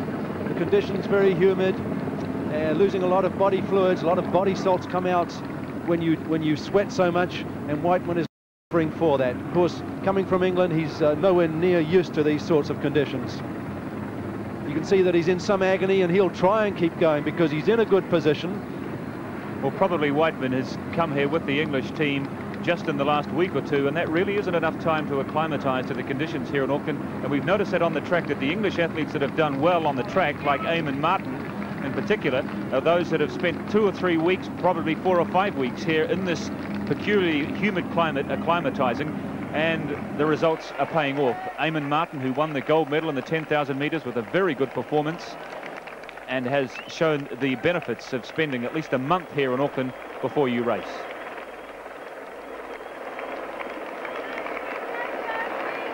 But the humidity won't worry the Kenyans. In fact, Douglas Wakiihuri is an interesting Kenyan in as much that he comes from Mombasa, which is down on the coast, which is a city with a climate very similar to Auckland. It's that subtropical, humid type. And although he, in fact, spends most of his time in Nairobi now, he has the advantage of both having lived at sea level, where it's humid, and also having lived at altitude, so he can handle any sort of conditions. One of the few runners, in fact, from Kenya that comes from one of the coastal regions. Most of their great distance runners, of course, come from the high plains of central Kenya and the northwestern region, where the Nandi runners come from, but Douglas Wakiihuri is a Kikuyu from the same tribe as Julius Kariuki, who won the gold medal in the steeplechase, and John Ngugi, who's expected to win the gold medal in the 5,000. The Kikuyus, not renowned for their great runners, they tend to dominate more in the commercial and political life in Kenya. In fact, the founding father of the modern independent nation of Kenya, Jomo Kenyatta, was from the Kikuyu tribe, the same tribe as Douglas Wakiihuri. But in recent years, they've started to produce some great runners as well.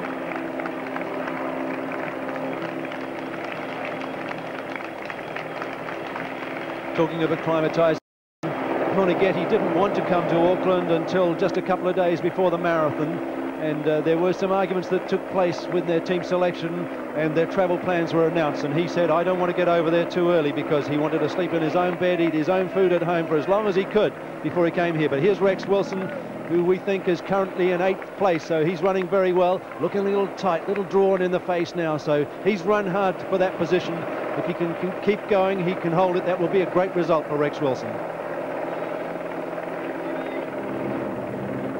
And these guys all look so easy to me, and maybe our viewers don't appreciate how fast they're running, because in fact they're running about 5-minute miles, and they make it look like they're just going for a Sunday run. But if anybody got out and tried to run just one 5-minute mile, maybe they can appreciate that these guys are running 26 5-minute miles all back to back without a rest in between. Yes, well, I was about to say that we'll probably get to see the marathon ever run in New Zealand today, but of course, strictly speaking, there was a marathon run here on this very course in just over 2 hours, wasn't there, John? Now, the Owaraka Club don't like to be reminded about this, Brendan, but there was a short course, that's correct, and somebody ended up with a time. Franco Fava from Italy, I think it was, ended up with a time of 2 hours and 2 minutes, and everybody thought that was wonderful. In fact, I remember Rod Dixon, he ran on that race that day and couldn't believe his luck when he crossed the finish line and was told that he'd run the marathon in about 2 hours and 3 minutes. 2:06, I think it was, for Rod Dixon. But Rex Wilson, not Daniel Nzioka, that's Rex Wilson, and you can see he's a little tight. Notice his knees not coming up so high, his arms are a little tight, he's a little drawn in his face. He's still got a long way to go, but he will be trying his hardest to hold that position. Now, a little pressure going on here from Moneghetti. Steve Jones dropping off this bunch again. So it's been very comfortable for these runners until now, but we're getting to the business end of the race.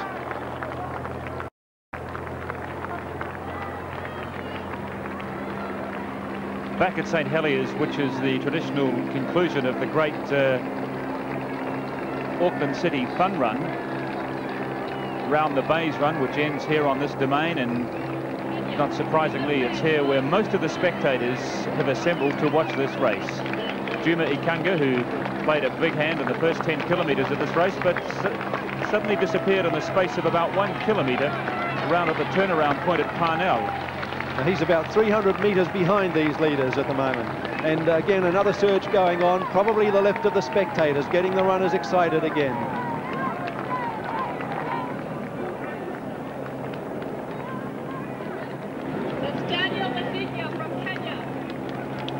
This is Nzioka from Kenya, and about 60-70 metres behind him is Rex Wilson, the leading New Zealander at the moment. Robert Di Castella, who's really working hard and doesn't look terribly comfortable at all. Now, he's about 1 kilometre behind the leaders, Brendan. Well, down there at St Heliers is Grant Nisbet, and certainly, Grant, since we were last there's been a large increase in the number of spectators. What's the atmosphere like down there?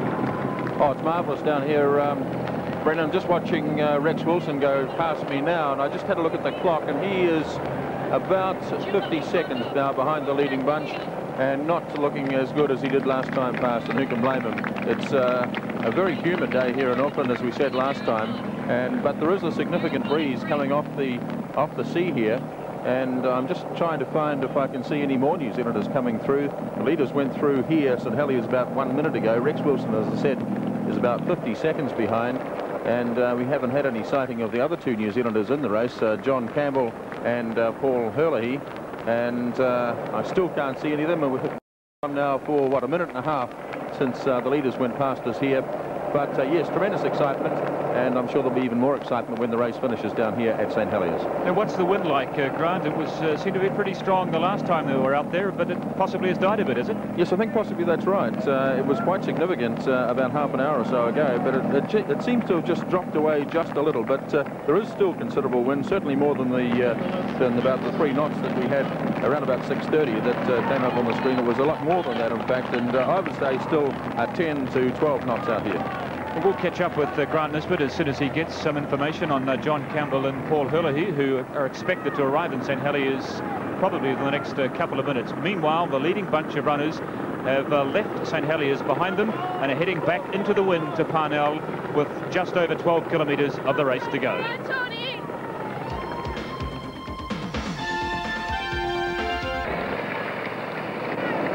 Back on the Auckland waterfront, the leading bunch of 4 runners of Steve Moneghetti, the 2 Kenyans, Hussein and Wakiihuri, and the real dark horse in this race, the wild card, Simon Robert, unfancied, unknown, but he's there very much in contention for a gold medal at the moment. But back at St Heliers, not far away from where these athletes are at the moment, Grant Nisbet has some news on the New Zealanders. Grant. Yes, well, I haven't seen John Campbell go through it all, Brendan. Maybe I missed him, maybe I blinked, I don't know. But Paul Herlihy went through just a few minutes ago. He's exactly 3 minutes down on this leading bunch that you can see now.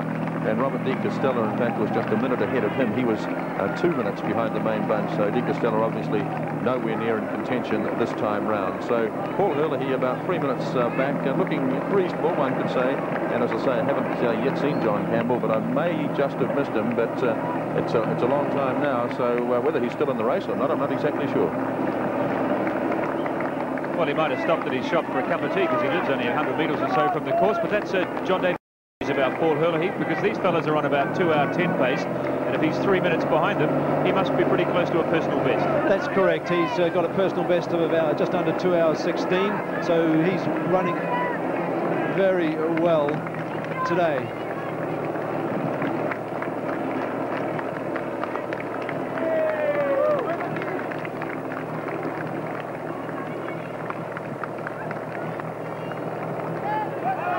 Well, Grant Nisbet's certainly earning his salary today. I think he's in fact ferreted round and picked up some information on John Campbell. Grant.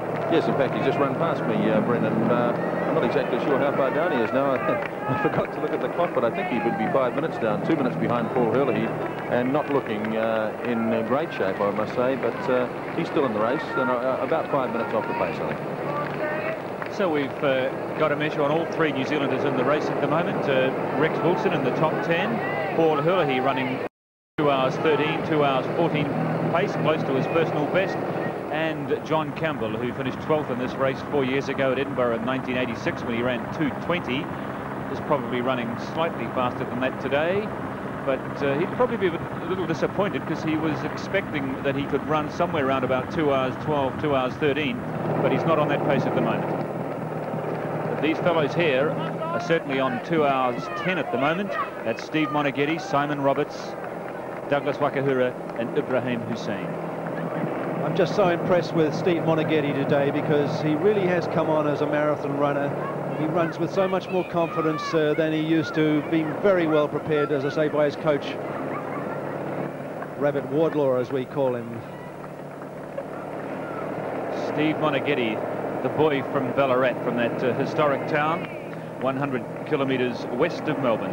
He's got a good, solid background in cross-country running, a lot of his strength from.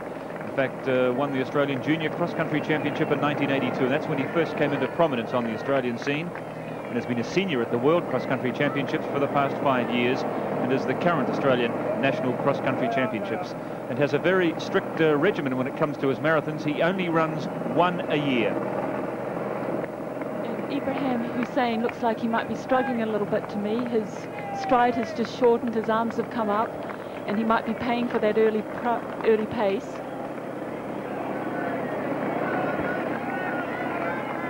That's right, he's certainly starting to look a little tired. His arms coming up, he's just struggling a little bit in there, but Moneghetti looks good, and so does Douglas Wakiihuri, and the mystery man, Simon Robert, still looks fine to me, the man that was doing all the dashing around.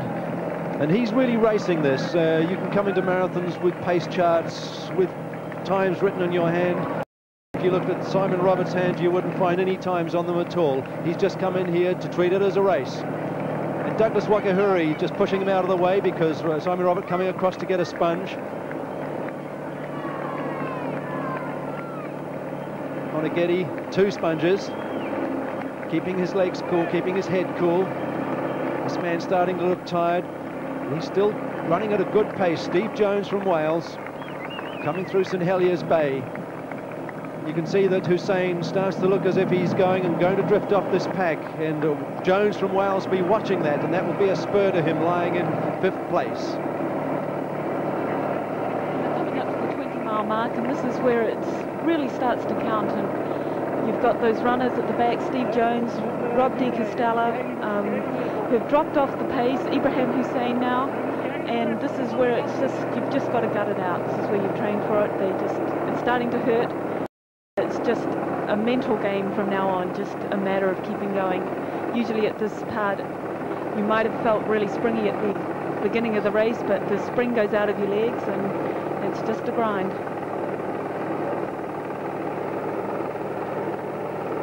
So Hussein looking forward now to 10 kilometres of grind, but this man is still going. Geoff Wightman still keeping himself together, and you can see he's still in some pain, but he's gone through those bad cramps. Obviously he did the sensible thing, getting the coldest water he could onto it out of a sponge, but look, he's a courageous man trying to keep going. And this is the agony of the marathon. Once again stopping to and another one who's pulled out of the race, number 938, that was Alfredo Shihanga, the Tanzanian. He's the brother of the man who won the gold medal in this event in 1978. So the humidity has certainly taken its toll here. A field of 29 started at 7 o'clock. Less than that on the roads now. And 29 outstanding marathon runners, some very good marathon runners, and this is one of them, Ibrahim Hussein. Just recently ran in Honolulu. Very free running Kenyan guy, a really nice chap. Had an unfortunate experience in Seoul, and he's not going to be happy if he misses out on the medals here, because I'm sure he would like a Commonwealth Games medal. But three of them up front here. Simon Robert in second place there. Moneghetti leading them through. Douglas Wakiihuri in third place. And Simon Roberts is the only one who survived that early pace, and he's done it so well. He's still looking good to me. Now, interesting story about Douglas Wakiihuri, because at Seoul he felt that he went out at the very end of the race too hard and lost the gold because of that. And so when he came to the London Marathon, which he won this year, or last year I should say, he didn't make his move until about 400 metres from the end of the race, because he said he didn't want to have the experience of going too early again. So is this the tactic of Douglas Wakiihuri? He'll run with anybody in the lead until the last 400 metres, and then he'll sprint away for the gold medal. Well, we could see a repeat of last year's London Marathon with Douglas Wakiihuri and Steve Moneghetti fighting it out in the last 100 yards. And Simon Roberts just put in another little burst there, which really surprises me. He's just young. He's unfettered with a lot of scientific facts. He just seems to be playing out there. Robert de Castella now well over a 1 kilometre behind the leaders, coming through St Heliers Bay. And Rob will just gut it out to the end. He's such a tough runner, and there's no way that he'd give up. He'd give his absolute best right to the finish.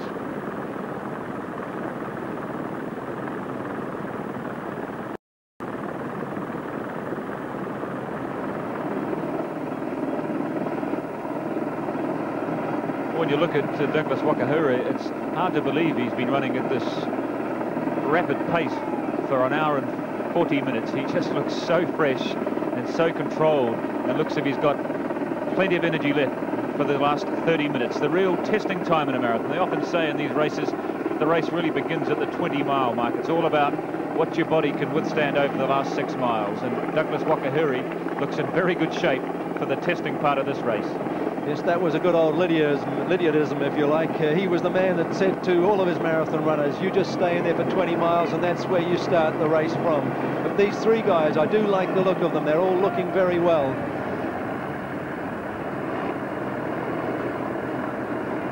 Moneghetti pressing, and as Lorraine said, remembering London last year. He knows that he needs to break Douglas Wakiihuri, but the fireworks, I think, will come when they make the turn. Of course, that very fast 10,000 metre time that Steve Moneghetti ran last month in Australia, where he went under 28 minutes for 10,000 metres, means that he must have a lot of confidence going into the last 6 miles of this race, John Davies. Oh, it's a great thing to do, to run under 28 minutes for any man, and Moneghetti, who has been running about 28:20, 28:15, came out with an excellent race, and he's been acting as a pacemaker for many of the Australians in 5K races also, getting his speed together.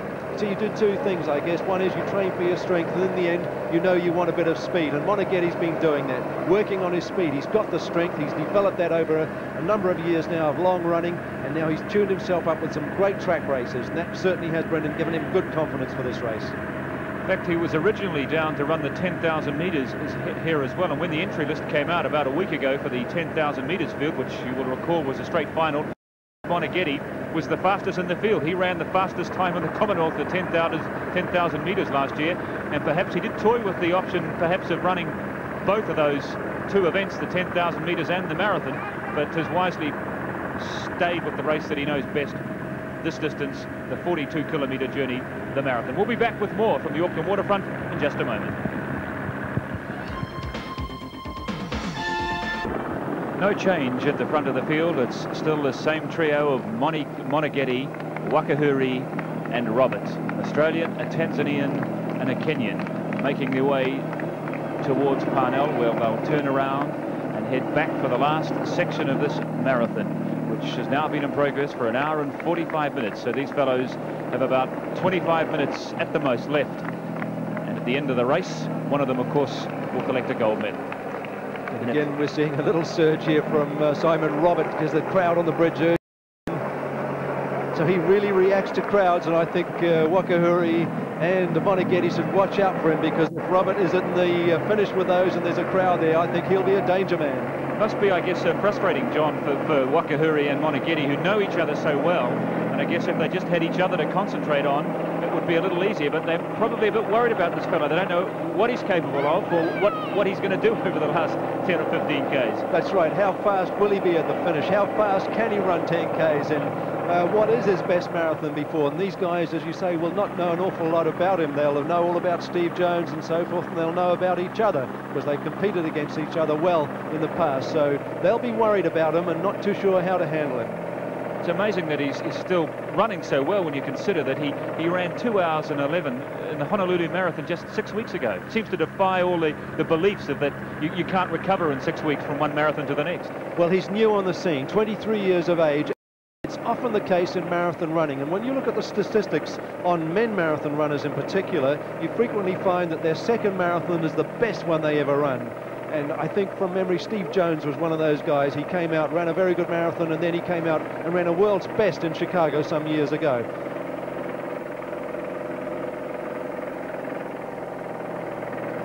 So Simon Robert, the 23-year-old from Tanzania, hoping to become the second Tanzanian to win the gold medal in the Commonwealth Games Marathon. His countryman did it in 1978. Gidimith Shahanga in Edmonton. Juma Ikangaa came very close, of course, in Brisbane in 1982 when he was just edged out by Robert de Castella in that thrilling finish. And I remember Gidimith Shahanga coming into the stadium in Edmonton in those days, was with Keith Quinn, and we both looked and thought, who on earth is this? And everybody, including the BBC, who have wonderful statistics about everybody, was scratching their heads to find out much about Shahanga. And this man, Simon Robert, could well do the same again today. He's making his name in this race, that's for sure. He just made another little surge and went out, and they've come back together into their little group. Steve Moneghetti seems to be asserting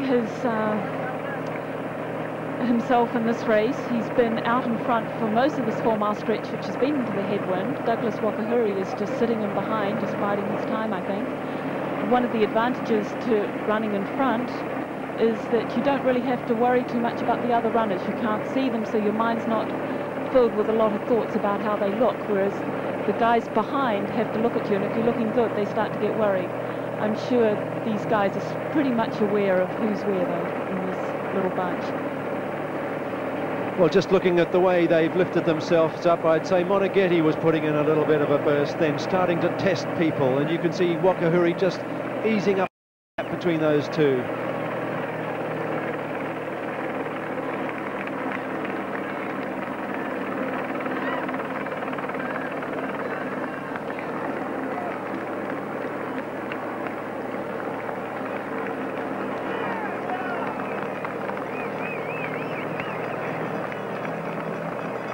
And another little surge by Steve Moneghetti, who seemed to be smelling the turnaround in the home stretch, which is another 4-mile stretch with the wind behind them. Here they go around the turn. And I guess, Lorraine, there's a big psychological advantage now with this, the wind at the back, with the wind at your back all the way home for the last 8 Ks. That must lift you a little. Oh, it certainly does. It makes it a little bit easier when you're really starting to feel the crunch of the last 4 miles to have a tailwind. And I think we're going to see a lot of the tactics of the race unfolding, because it's going to be in this last 4 miles that if anybody's going to make a move, they're going to soon. Interesting to see Steve Jones picking up Ibrahim Hussein. So Jones probably going to move into 4th place, but it certainly looks like this is where 3 medals will come from. Who will get the gold, who will get the silver? Here's Ibrahim Hussein going around, Jones closing in on him. Well, down there at the turnaround point, hopefully we've got Rod Dixon. Can you hear me, Rod? Yes, I'm with you, and the excitement down here is a carnival atmosphere. The public of Auckland and New Zealand are giving tremendous reception to these runners as they go through. I must say that the first 3 runners do look incredibly strong. Their muscles are glistening from the perspiration, and they really do look in great shape for this final leg back to St Heliers. And just as I'm talking to you now, I can see Rex Wilson coming through. Well, Rod, we've been speculating here on these 2 fine athletes, Moneghetti and Wakiihuri, who fought epic final in the London Marathon last year. Where's your money? Moneghetti, Wakiihuri, or perhaps the wild card Simon Robert? Yes, well, it certainly does look the unknown is Roberts, of course, but Wakiihuri and Moneghetti both know one another, and they've been in this situation before. It's going to unfold now to a great finish. What are the conditions like down there now? As you mentioned, at 7 o'clock it was quite windy, and it was also very humid. What's the day like now on the Auckland waterfront? The breeze has dropped away considerably. The breeze has actually freshened, so it's slightly cooler now. It's not as humid as it was, and I think the return journey will actually be a lot more comfortable for the runners. Now, just bring us up to date again with Rex Wilson.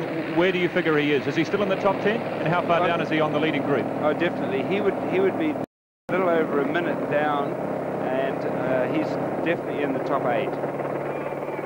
That's Rod Dixon out on the course at the turnaround point at Parnell. So good news there for Rex Wilson. He's running a very good race. He's not going to get a medal by the look of it, but nonetheless, a top 10 finish in this sort of company would be an effort that he could be justifiably proud of. That's certainly the case. Rex looked to me like he had picked off one of the Kenyans that had dropped off from this leading bunch earlier on, so he may now be in 7th place. But these 3 are going to come down to the medals, and Wakiihuri has been so comfortable, like Eamon Martin in the 10,000 metres. As I say, he's been the quiet man here. Steve Moneghetti on this side, but just talking about Douglas Wakiihuri, because we tend to consider him to be a New Zealander. He's been coming here since 1983, many visits, and he doesn't just spend a week here, he spends quite a lot of time, and they travel down to New Plymouth, and I know that he trains well down there. He's been down to the favorite training courses and running tracks down there that he uses, and he's been doing that for the last 2 months in New Zealand. And he first came here with that coach of his, Nakamura, Japanese coach, who ran against Jack Lovelock in the 1936. So Nakamura knew about New Zealand, and that's why he brought these Japanese runners and Douglas Wakiihuri, the Kenyan that he inherited into his Japanese group, to New Zealand. He was familiar with our training methods. He was a great admirer of Arthur Lydiard, and he knew all about the Waitakere run. And in 1983, he brought him out here to see Lydiard and find out all about training in New Zealand. But here's Steve Jones picking up a very tired Ibrahim Hussein. And if Rod Dixon is still listening to us down there, Rod, has there been any sign of John Campbell yet? No sign of John Campbell, no sign of Rod Dixon. Well, can you hear me, Rod? Yes, I can. Any sign of John Campbell? No, John has not come through yet. We're still waiting for him to come through, so...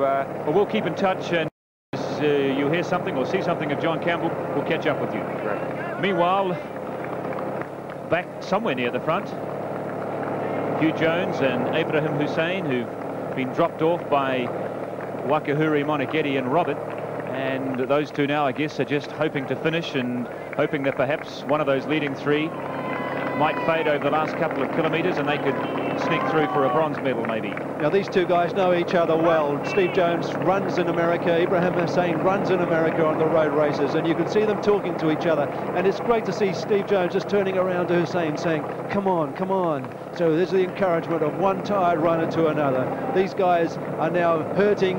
It's tough. Steve Jones knows what it's like to be very tired. And Ibrahim Hussein, they're both experiencing that now. But look at the lift that these guys have compared with those 2 that we saw who were tired. These guys are excited. They're thinking about medals. They're thinking about the game plan at the end. Simon Roberts said, right from the beginning he's been running wide on the tangents. Steve Moneghetti is very experienced. He knows to run the shortest possible route, so you need to really look ahead and straight line it from whatever point you're at, so that you run the shortest possible course. This course doesn't have a line on it to follow like a lot of marathon courses do, so it's usually the person in the front who has to decide the fastest possible course, and it's a bit of an advantage for the people following because they can usually key off him, and if he's not taking the shortest route, they can. But Simon Roberts has been running wide for most of the race, and as well as running an uneven pace, he's probably run over a distance of a marathon quite a bit further than the rest of the runners. And he doesn't have his teammate Ikangaa to put him right this time either. He's on his own up against the Australian and the Kenyan, but this is the battle for place. Less than 5 kilometres of the men's marathon left on the Auckland waterfront, and it's down to 3 men. A Tanzanian by the name of Simon Robert, unknown and unheard of prior to today, a 23-year-old who ran 2 hours and 11 minutes for the Honolulu Marathon last month. That's about all we know about him, I'm sorry. And the other two of the giants in modern-day marathon running, Douglas Wakiihuri, world champion, and Steve Moneghetti, who made his debut over this distance 4 years ago in Edinburgh in 1986, and hoping to continue that very fine tradition that Australia has built up in the marathon. Castella, of course, winning the gold medal at the last two Commonwealth Games, and back in 1958, Dave Powell also won the gold medal for Australia in this particular event. Can Moneghetti become the 3rd Australian? And Moneghetti is now picking up the pace. I think he's decided it's time that he tried to run for that gold medal. He's picking it up, and Simon Roberts, you could see he's starting to look a little bit tired, and he's on the road to the right-hand side where he gets a little bit more shelter, and that's a sign that he's looking for shelter. He wants shelter. He's tired. So Wakiihuri facing a little bit more of the breeze on the left-hand side, and Moneghetti pressing.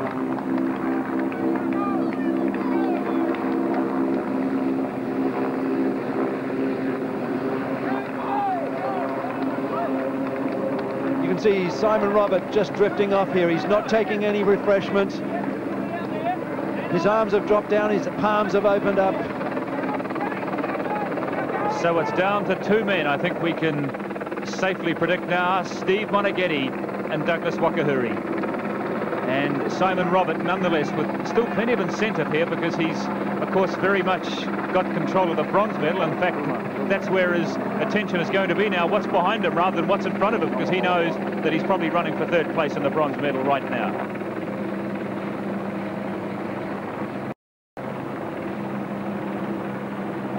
Just look at the determination, the grim determination on the face of this 26-year-old Kenyan by the name of Douglas Wakiihuri, who's getting plenty of support here because he's been to New Zealand so many times. In fact, I estimate that he's made 10 trips to New Zealand since 1983. He has a large support group here in New Zealand. In fact, there is a group of 50 Wakiihuri fans who are around by the turnaround point back at Parnell, who've set up their banners and set up their little support group there, and they're probably on their way now to St Heliers via the back roads of the Auckland waterfront to be there to greet their man when he gets to the finish line. Meanwhile, Steve Jones and Hussein back and forth in 5th place respectively, the best part of 300 or 400 metres behind that leading bunch. But Simon Robert, he's trying to hang on.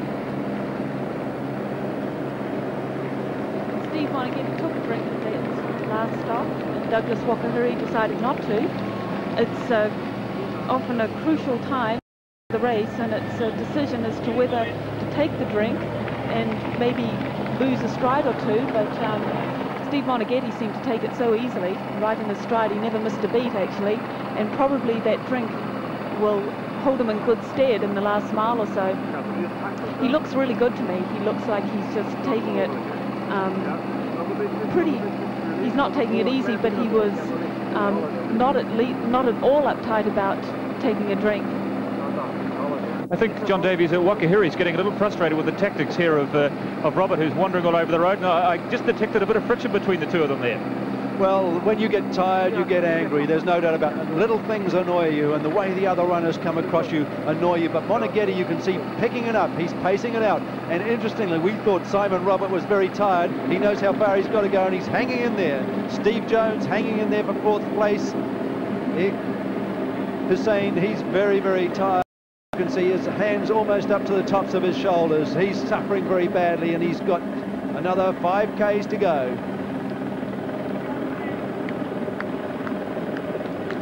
So they've been in progress now for just on 2 hours. They're into the last 4 Ks of the race, heading for St Heliers with the advantage of the tailwind. This is Ibrahim Hussein, who's currently lying in 5th place, the man who has won both the New York and Boston marathons.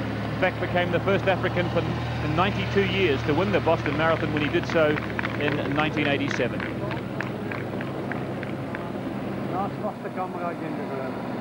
And it's Robert, just when we thought he was out of the race, perhaps he heard us. He's got a point to prove. He wants to prove us wrong, and he puts in another little surge, carrying Moneghetti and Wakiihuri with him as they make their way towards the Tamaki Boat Club. Well, it's great to be proved wrong by an unknown runner. And these two runners, Moneghetti and Wakiihuri, must be surprised at what Robert is doing to them. Well, where these men are heading for is St Heliers, and I suspect that there is a very big crowd down there now. Just to bring us up to date on what it's like at St Heliers, Grant Lisbeth. Yes, Brendan, quite correct. There's a great air of expectation down here, and the people are watching the race on a big screen that has been erected here, so they're well aware of what is happening.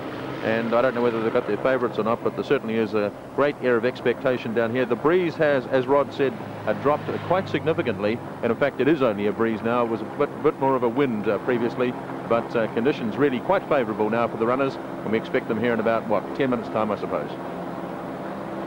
Grant Nisbet down there at St Heliers. Well, Rod Dixon is hopefully listening to us back at Parnell, and he's brought us up to date with Rex Wilson. Perhaps he may be able to give us an update on Paul Herlihy and John Campbell. Rod.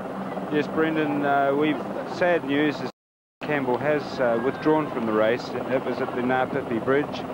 The medics have said that he is in good shape, but he's just can't continue.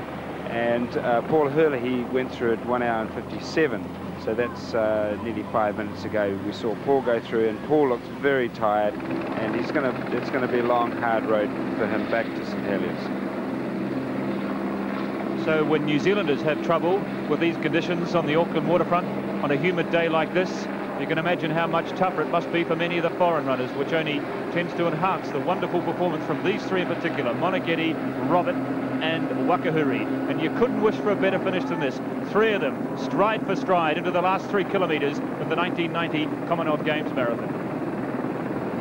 And they're certainly looking as if they're going for a very good time, under 2 hours 10 at the moment. You can see 2 hours 3 coming up, and there's approximately 1.5 miles left.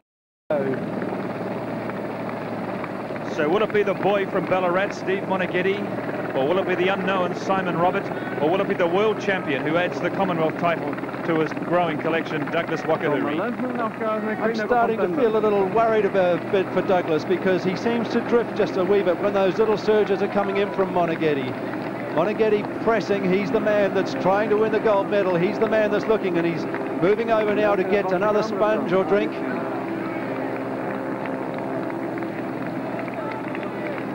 So he's keeping himself cool with sponges, Moneghetti. The other two ignore them. They are just wanting now to get on with the end of getting into this race. 40 kilometres coming up, so just over 2 Ks to go. So who's going to show their hand first?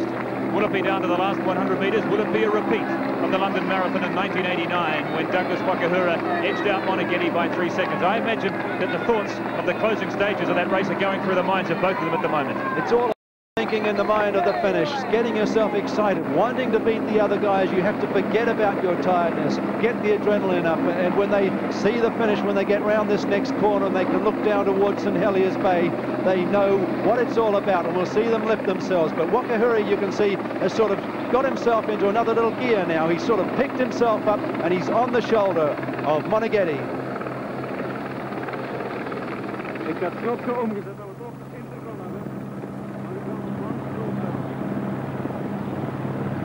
Steve Moneghetti, having taken the water and taken the sponge, it's just amazing at the last part of the race how that can pick you up so much. I've always found myself that just taking a little bit of water in the last mile or 2 miles can give you such a lift.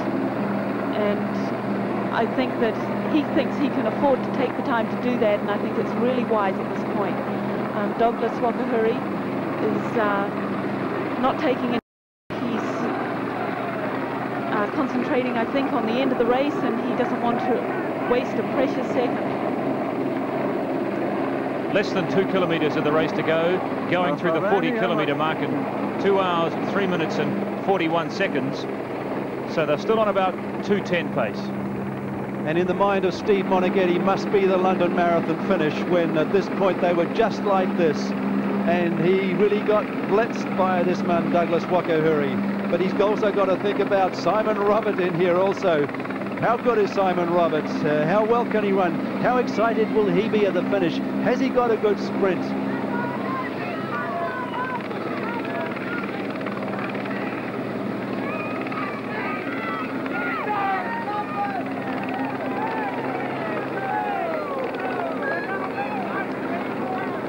Wakiihuri, very level, very straight, very upright, keeping himself together here. And Roberts, who we don't know all that much about, doing very well for the Tanzanians. But look, the gaps are starting to open up a little bit. Has he gone? He went, we thought before, at about 5K, but his hands are coming up right to the top of his shoulders. They're flicking up. He's tired. Moneghetti is pushing at the Australian flags, waving beside him there. He will be boosted by the crowd as he comes down towards the finish, and Douglas Wakiihuri will get a tremendous cheer from the New Zealanders. We've talked about how much he is known in this country. Moneghetti and Wakiihuri, and behind them Simon Robert Naali. I noticed they've added an extra hyphenated name to his surname. Simon Robert Naali in third place at the moment, as the two big names try to shake the unknown Tanzanian off with 1.5 kilometres of the race to go. Moneghetti and Wakiihuri.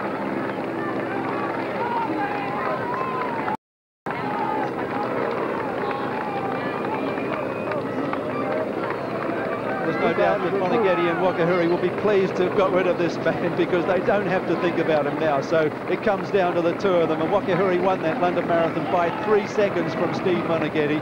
Moneghetti will want to win this gold medal and carry on that great tradition that the Australians have in this marathon running. 1 kilometre of the race to go as they run underneath the trees lining Kohimarama Beach as they head for the last of the city beaches, St Heliers, and the finish line, with Rangitoto across the inner harbour in the background. But they wouldn't be too worried about the Pohutakawa trees or the lovely vista out across the sea at the moment. Their eyes and their thoughts are focused on the finish line, now just about in sight. So heading for a time of about 2:10:30, but time doesn't matter. Now it's gold medal or silver medal.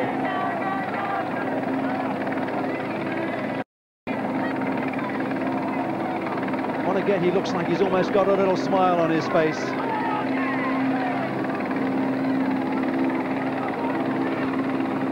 think they're going to come down.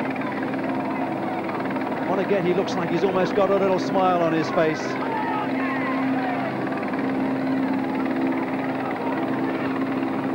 think they're going to come down to a sprint finish between the two, and it's at this time you find out exactly who's got what left.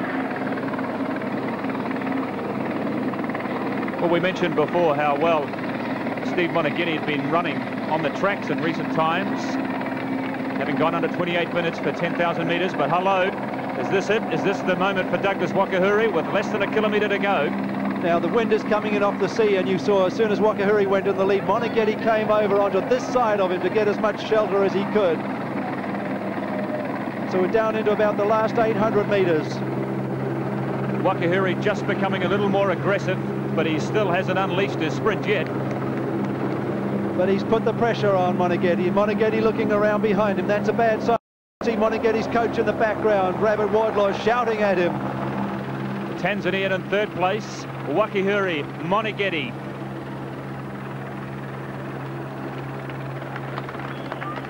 Now Wakiihuri looks like he's gone to the front okay. Moneghetti's just gone too tired. His head's gone back a little bit. He's finding it tough.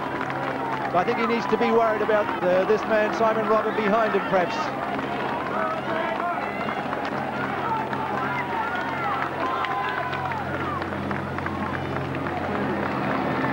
So into the last couple of 100 metres, and that smooth acceleration of Douglas Wakiihuri, who's run such a mature, such a controlled race. And he seems certain to get his hands on the gold medal. The first Kenyan ever to win the gold medal in the marathon at the Commonwealth Games. It seems remarkable given their tremendous record in long distance running that they've never picked up the gold medal in this event before, but they today the world champion Douglas Wakiihuri, who will win the gold medal in the Commonwealth Games marathon in 1990.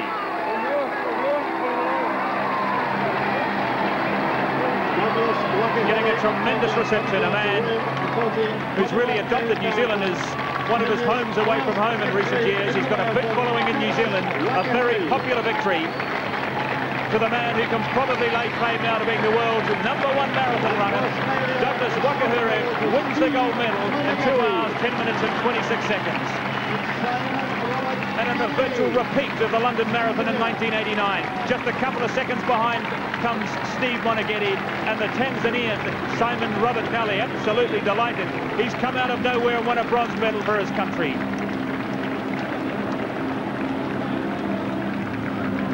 '26-year-old Douglas Wakiihuri, silver medalist at the Olympic Games, world champion in 1980 and gold medalist in 1990 in Auckland. And look at Simon Robert Naali. I think he wants to run another marathon. He's bouncing around, easing his legs, but Wakiihuri, what a great runner. You won't find him in the top 10 in the fastest times, but he prepares himself to win the big race, and that's what it's all about with this man. He doesn't necessarily worry about time. He's competitive. He wants to be the winner of the gold medalist, and he's proven that he's a champion, and this is how he finished the race. The smiles came on his face as he came down. He raised his arms in victory. Not an emotional man is Douglas Wakiihuri, but he showed emotion now, and there he is, a happy man, a tired man, and a gold medal winner. The 3 medalists, all of them must be very pleased with their race. A great friendship amongst these marathon runners, rather like the decathlon. At the end of it all, the camaraderie comes through. And Steve Moneghetti, who looks surprisingly fresh. There's been a few casualties on the Auckland waterfront this morning in these very humid conditions, but Moneghetti ran a superb race. It was only in the last 100 metres that he was run by Douglas Wakiihuri for the gold medal. But he's gone one step further than he did in 1986 when he won the bronze medal. He picks up the silver medal, and Douglas Wakiihuri becomes the first Kenyan to win a gold medal in the marathon at the Commonwealth Games.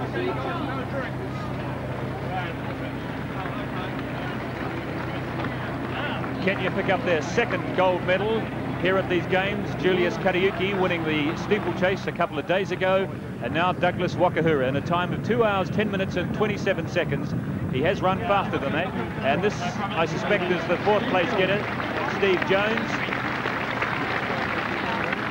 He can be very pleased with his performance. 2 hours, 12 minutes in these conditions represents a world-class performance. 34-year-old Welshman, just missing out on a medal. He was one of the magnificent 7, as we termed them, the in this field, who'd all gone under 2 hours and 10 minutes. Ibrahim Hussein, the Kenyan, who's going to come home in 5th place. He was in that leading bunch for the first 20 Ks, but the conditions got to him over the second stage of the race. He couldn't match it with Wakiihuri, Moneghetti and Robert Naali. But he comes home in a very creditable 5th place in 2 hours, 13 minutes and 20 seconds.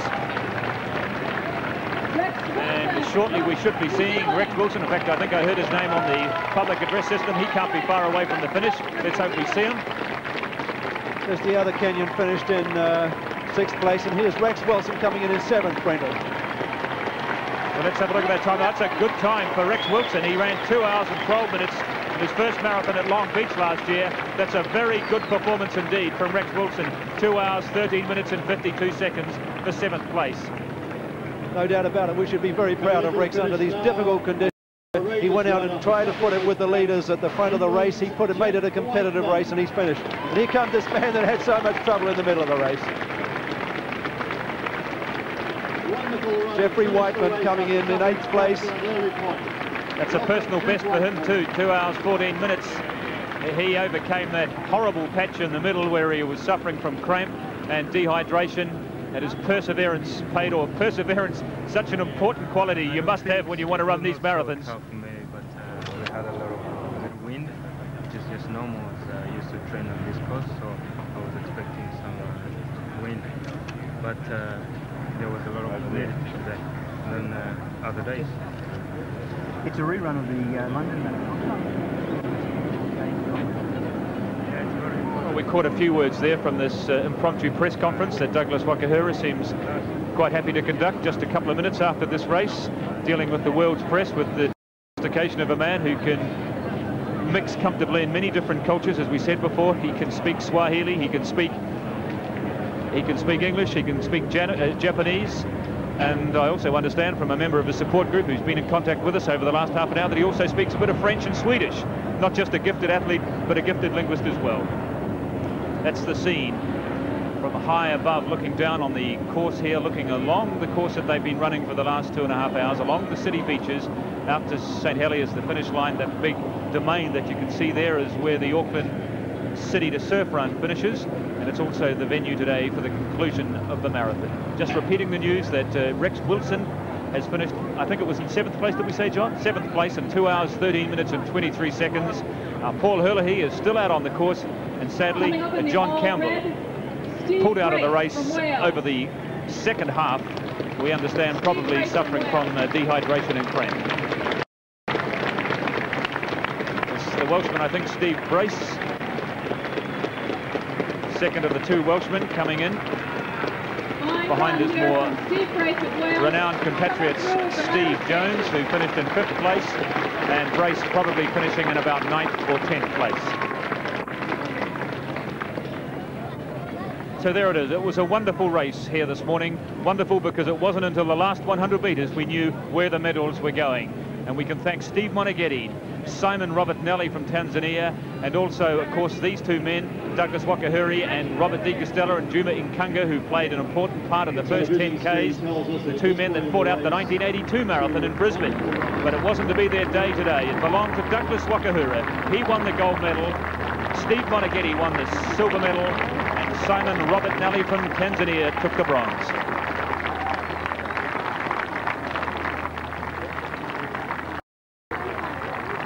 So Douglas Wakiihuri of Kenya, able to converse in several languages, and that's after running a marathon in 2 hours 10.26, or 2 hours 10 minutes and 26 seconds.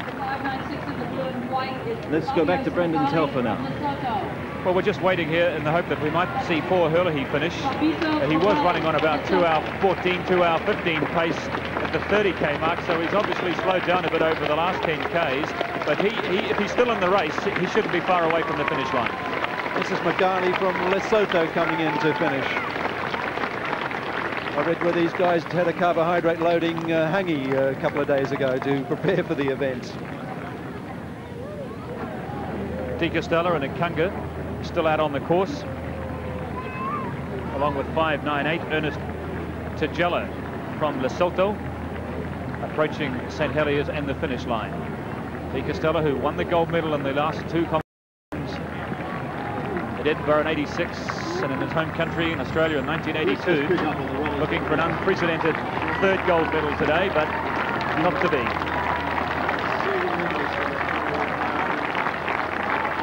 So as Robert Di Castella approaches the finish line, but it's Steve Moneghetti that's toast of Australia at the moment. He's talking to Channel 9 right now.